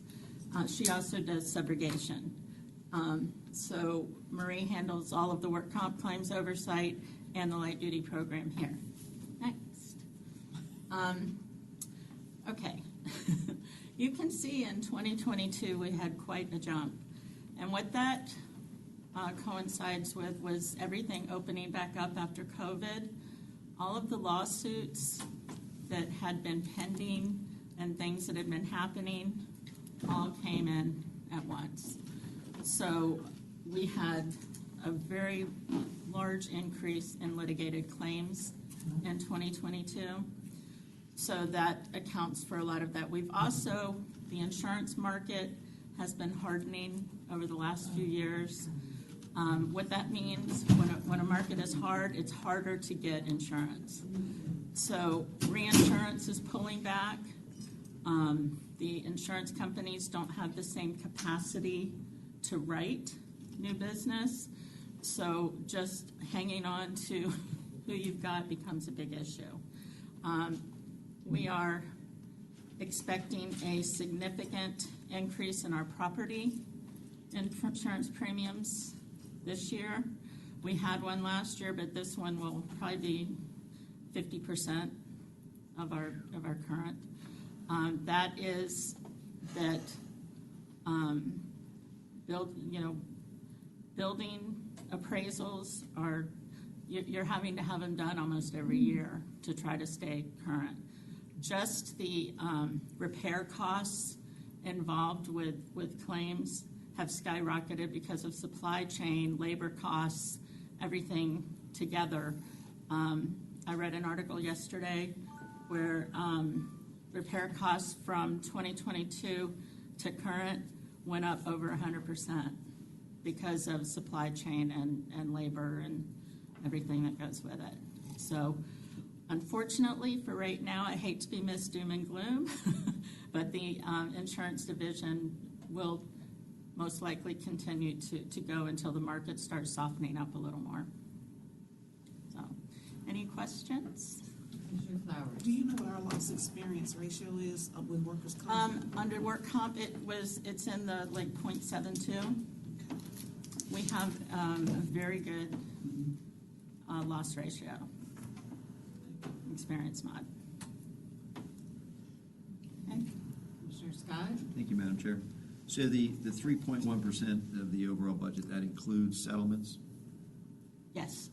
The one thing that's different about the risk management section is that it does not include any salaries. It's strictly insurance and claims. Okay, so that was my next question, because under the finance division, there's risk management. So are your salaries included Salaries in are that? under finance, and this is strictly the cost of claims, the insurance. Okay. So hopefully there should be some light at the end of the tunnel, because there was significant tort reform. I'm hoping Done- so. done Well, this year. unfortunately, it kind of had, that passed in the end of March. Mm-hmm.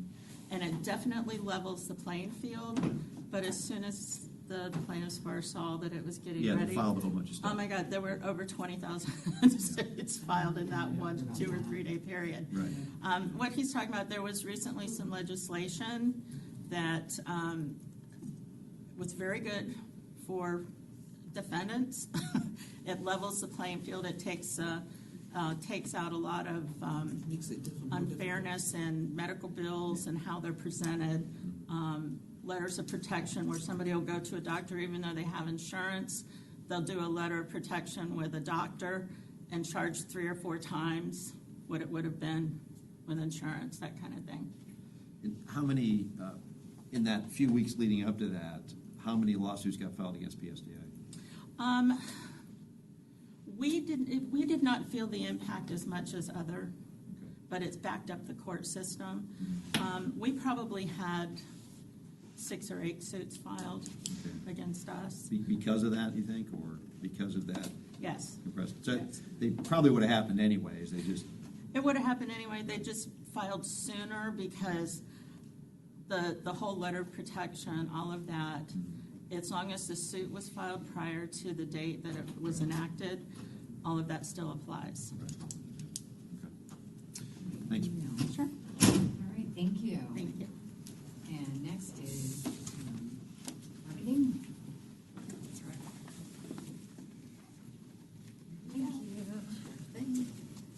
So I asked Brad if I could do 50 slides, and he said I had to keep it to 3. So I know that we don't have a lot of time, but I'm excited to tell you about our amazing communications and marketing team. Now, within the communications and marketing department, we actually have 3 different teams. And as far as marketing communications and all that we do a lot with only 1.7% of the overall budget. And the 3 teams within the communications and marketing department are marketing, communications, and external affairs. So to tell you a little bit about our marketing team, we do everything from graphic design, whether it's a poster going in the driver's lounge to inform employees about benefits, a benefits program, all the way to choosing the font that's going to be put on the Sunrunner totems, and everything in between. We look at everything the PSTA brand touches, and we have an amazing 2 graphic designers who work diligently on making sure PSTA is always looking our best. We also are lovingly known as the brand police department. So we, again, touch everything from the design of this lovely PowerPoint presentation you're seeing to the Sunrunner cup that Chair Driscoll is drinking out of, to PSTA uniforms you might see employees wearing. We look at everything the brand touches, and that's something we're continuously getting better and better at. We are also responsible for the design and printing of everything from our route maps, schedules. Every single time we do a service change, which is multiple times throughout the year, our team is responsible for making sure that that is implemented, deployed, printed, and communicated to our riders as efficiently as possible. And then we have our communications team. So our communications team does everything from traditional media, public relations, writing blog posts for our website, and all of our social media. So not just social media, but replying to comments, making sure that we are getting the right information to answer questions, almost as another form of customer service through all of our social media channels, as well as creating engagement with PSTA as a brand. And then, of course, external affairs. Our team grew exponentially this year because we actually absorbed a team from the planning division. We absorbed 4 team members from our external affairs and outreach team. So our public outreach, our business partnership are all now residing in our communications and marketing department. So we're very excited to all be working collaboratively together. So a couple of things that we noted here, again, just to highlight a few things that we do as a team, promoting the use of PSTA services. So whether it's Sunrunner, whether it's Spring Break, Park and Ride, and Clearwater, whether it's our fixed route service or all of Bonnie's amazing mobility services, our job is to make sure that we are not only communicating, educating, and promoting all of the amazing services that PSA provides to our community. That's our number one thing that we do as a team. We also, of course, have a goal of increasing ridership. So our team, we are the fun creatives who get to come up with ideas of how are we going to engage the public? How about we do a Sunrunner Gold Card promotion when we launch the service? How do we work with businesses to partner with them to get them to talk about Sunrunner and get them to talk about PSTA so that we're not the only ones, but the entire community is excited about this new service we're launching? Whether it's marketing, advertising, communications, community events, we work with all different types of local organizations to try to get them to also carry that water for us so it's not just coming from one source. Our contactless payment campaign, our spring break campaigns, Flamingo, all of these campaigns, again, whether it's communicating, marketing, messaging to the public, being strategic about who our audience is and how we're going to, what we like to say, translate from the planning speak to, of course, the community and make sure that they fully understand the programs we offer. Develop goodwill within the community. Potential riders are not our only audience. It's also crucial to us that we communicate to all of the residents the services that we provide and how that's not only beneficial to those who ride, but also beneficial to everyone in the community and how it touches and affects everyone's lives in order to be a successful society.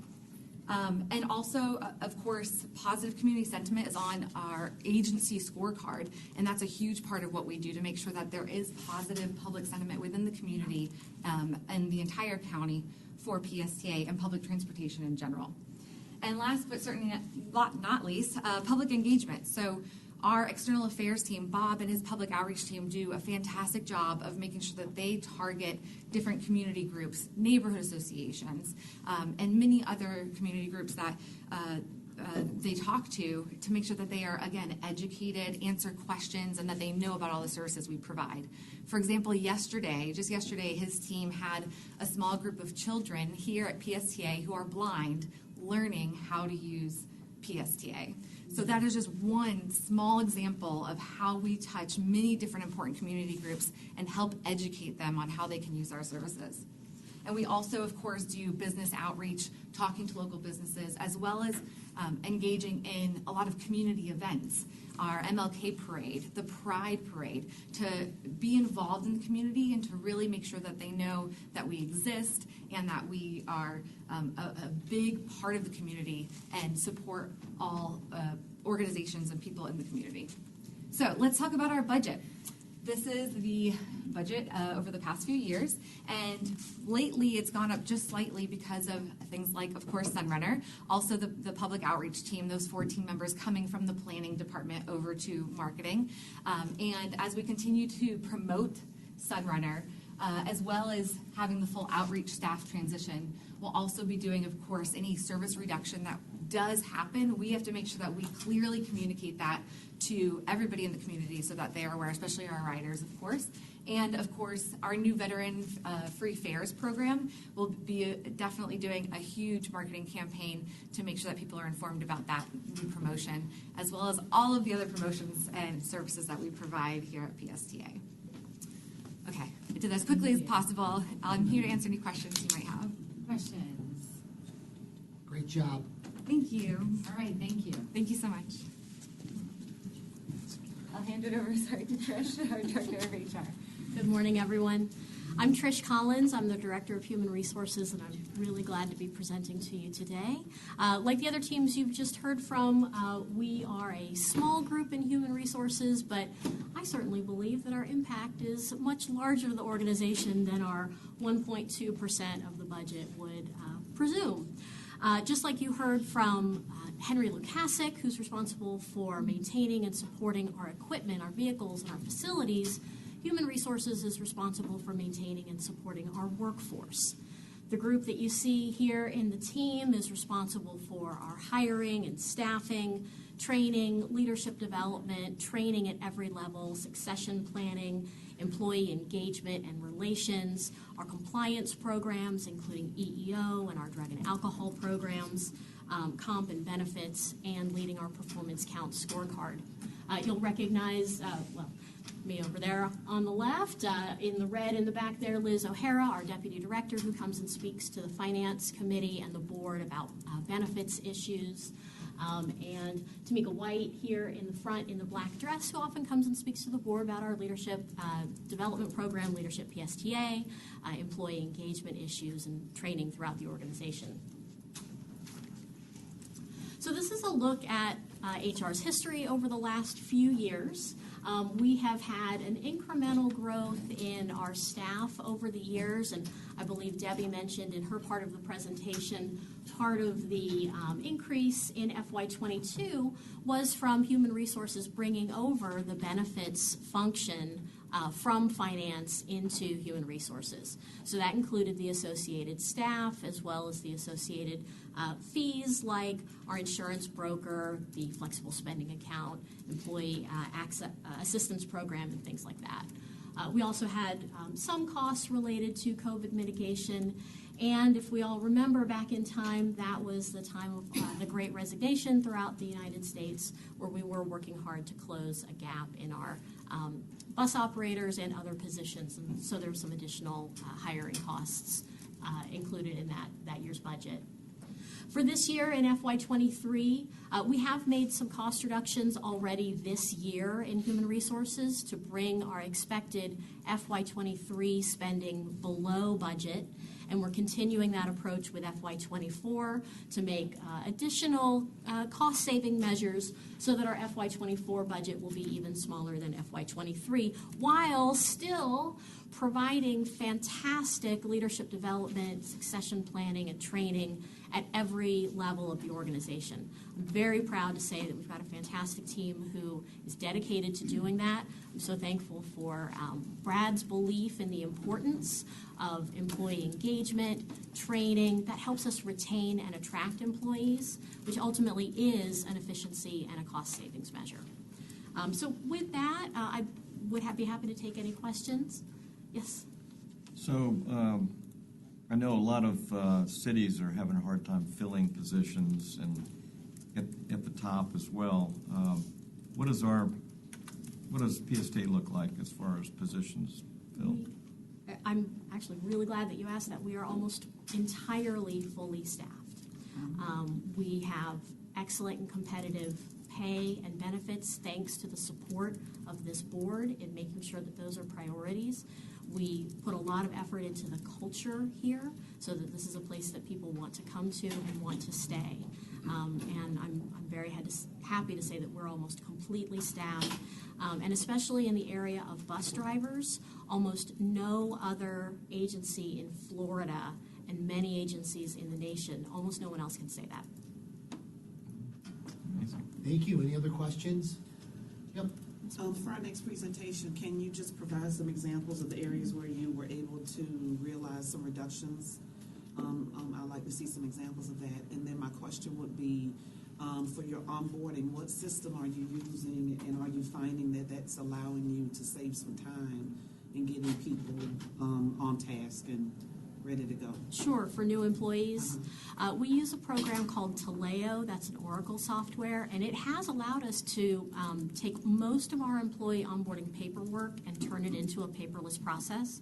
So we have realized some efficiencies there. Most of that is done before the the employee's first day of work, and they walk in and a large part of it's completed. And what that means is that we can take that first day, and instead of filling out endless paperwork, we're introducing them to other members of the organization, helping them learn about this great agency that they've just joined, and have a really positive first impression on that first day instead of putting their name and address on 50 pieces of paper. I was asked if they could provide where she's been able to find some efficiencies. Yes. Based on reductions there. We'll be happy to do that. Thanks. Right. Thank you. I'll turn it over to Heather Sobush. Hi, Heather Sobush with the Planning Department. And we are another small-ish department, making up just a little more than 1% of the proposed the proposed budget. Our department, you'll see here in the bright blue shirt, is Jacob Labuka, who manages the planning team, and then Christine McFadden in the flowery dress, who manages the scheduling team. So within planning, we conduct service planning for both expansion and reductions in service. We've discussed that we'll be bringing back to you some details on proposed reductions at the planning committee and at the board meeting. And then we also conduct planning for premium transit projects and future service. So the Sunrunner, the planning for that started in the planning department before it moved over to project management for design and construction. We are looking at things like, what is the next BRT corridor? How will we better connect to Tampa and to the Brightline service that's coming? And then the scheduling team they analyze a lot of data on things like on-time performance. They work with the union to find out where they're seeing maybe issues that need adjustments, and they do 3 times a year service changes. And then they also do the scheduling for any new services we propose. The planning department's also responsible for developing grants and associated funding agreements that bring a lot of funding to PSTA for things like the electric buses, electric bus infrastructure, Sunrunner, all kinds of different projects that live all throughout PSTA. And then finally, we oversee updates to our sustainable strategic plan and work with all the departments on implementing new sustainability initiatives. So you'll see here that our budget is pretty stable over the years. We had a little drop, it was mentioned in the last presentation, for some members going over to the marketing department, and we had a vacancy for a few months that shows a little drop in 2023, but overall our budget has been pretty stable. And then what's next for the next fiscal year is our community bus plan, which is grant funded, and it's underway now, and that'll look at our entire system, looking for efficiencies, looking at, maybe making some service changes, more strategic planning, and then service reductions that Brad mentioned earlier that we're proposing for next fiscal year. We'll be doing all of the analysis on those. We've already started, and bringing that to you. And that's all I have. So anyone have any questions? Thank you. Questions? Per the Commissioner Gao and others' requests, and Commissioner Robinson, you're going to be providing all that great data. All of that great data. I already have a lot of it, but we'll be putting it in a really nice presentation for you all for 2 weeks from now. And then now it's time for Brad to talk about the executive department. Thank you. When we were looking at the budget, we couldn't figure out what this department was for. And so we thought maybe... Thanks. The executive division of PSTA, of course, I think the PSTA board probably interacts with the most. So you certainly are familiar with some of the people in that picture. Maybe the one aspect that is included in the executive function, of course, that we're required to do is our public records. Rachel is our public records custodian at PSTA, handles all the public records requests from the public, and then to her left is Sue Lanham. She oversees all of our record document management at PSTA. You can see our costs are going up. One thing we are doing, we are transferring a number of the contracted services that PSTA has from other departments that we manage to the executive department, like our legal counsel. Legal counsel was in our general function, moving that to the executive, and then our lobbyists, both our state and federal lobbyists, are now going to be in the executive vision as well. But otherwise, it's been relatively standard. Are there any questions on that? Any questions? All right, thank you. And moving right along. Did you want to talk about that? Oh, yes. Sorry.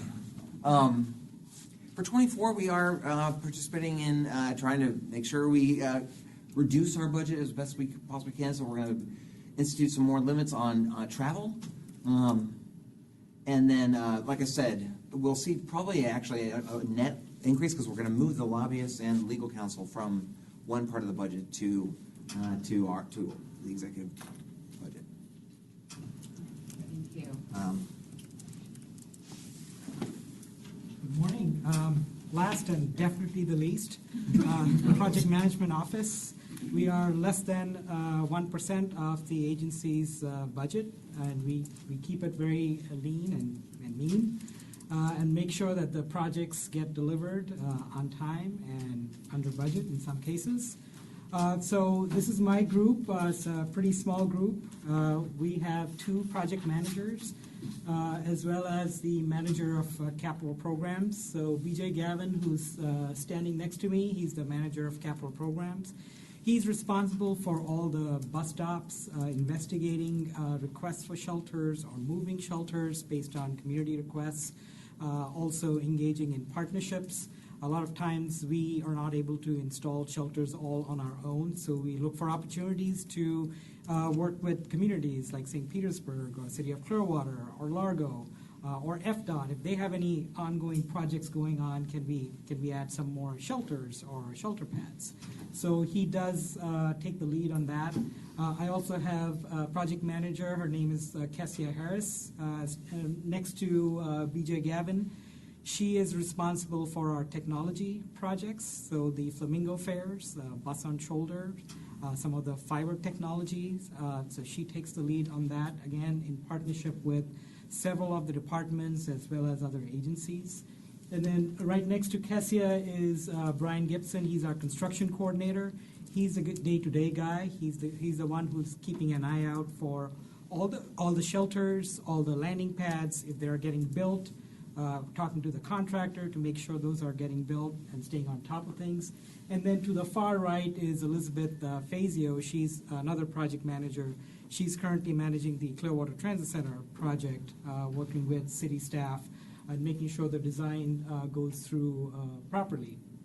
So overall, our department does oversee all the capital projects for the agency, as well as the external-facing technology projects. And we are, again, less than 1% of the overall agency's budget. You can see here from our funding, from our expenses, our expenses have stayed fairly flat for 19, 20, and 2021. 2022, it went up a little bit, and 23, it went up even more. The reason for that is our salaries, all of those are usually charged to projects. So it comes out of the capital budget, not so much the operating budget. In 2022, as you all know, Sunrunner opened. So the project did get completed. So we were charging our salaries in 2023, not to Sunrunner budget. That's why the cost went up for 2023. So as a result, what we'll be doing is charging more of our time to other projects besides Sunrunner. And one of the biggest projects that we're working on is the Clearwater Transit Center. So we do expect the bar to come down fairly significantly because of that. With that, I'm happy to take any questions or pass it on to our MC. All right, thank you. Thanks, Abhishek. Madam Chair, board members, I can assure you, you brought up a lot of good points and had a lot of good questions.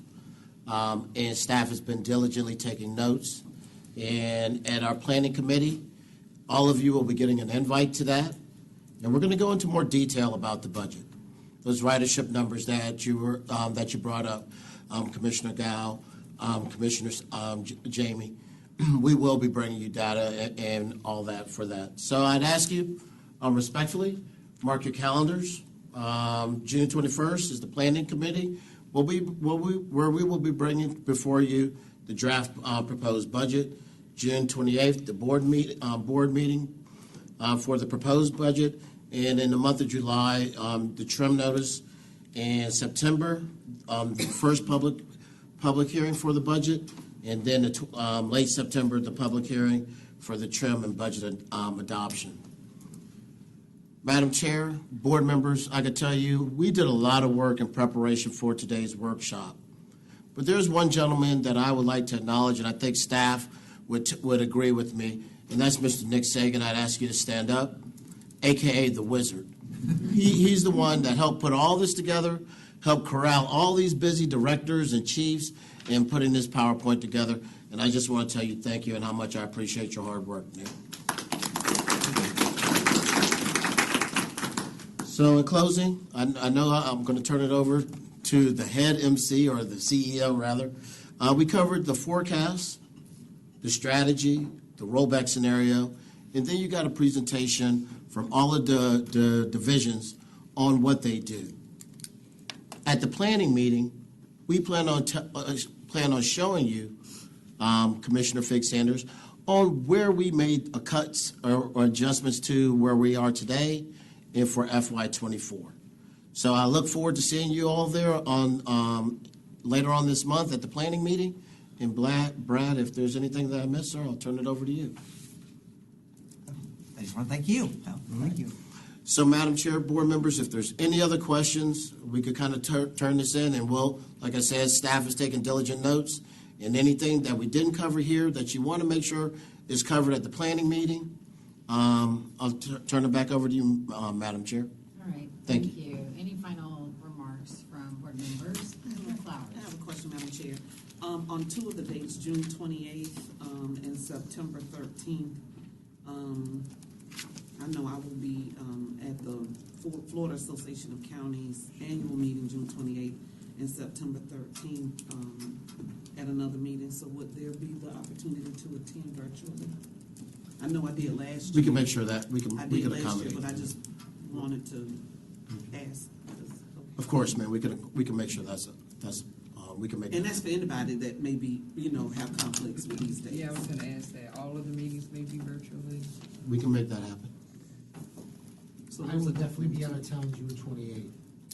So I'll need the Zoom link. Yeah, I want to please. We'll make accommodations to make all meetings virtual.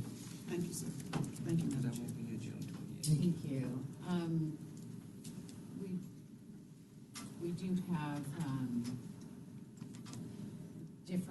different people have different break times over the next couple of months, and I know that always means we have a couple of meetings, particularly in June and I think July, where some people are unable to attend. I like the virtual option, but we do need to have a quorum in person, correct? Correct.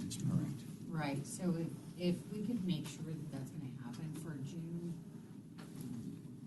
that would be excellent. Maybe get a heads up from, or that question out there to everyone in advance so that we can make sure that those who are planning to attend will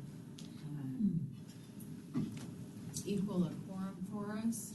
We'll make sure that we'll send out the a request for you to all tell us about your whole summer plans. Yeah. Like now, so that we can we can plan. Yeah, because I heard about the county, the Florida Association of County. Right. Yeah. So we'll make sure that the Zoom is available too. Yeah, the Zoom links. Okay. Thank you. If there's nothing else, then thank you everyone for your participation this morning, for your attentiveness, and thanks to Brad and all of the staff for working so hard to put this workshop together for us. It was very productive. I second that. All right, and on that note, this workshop is adjourned. Good job, team.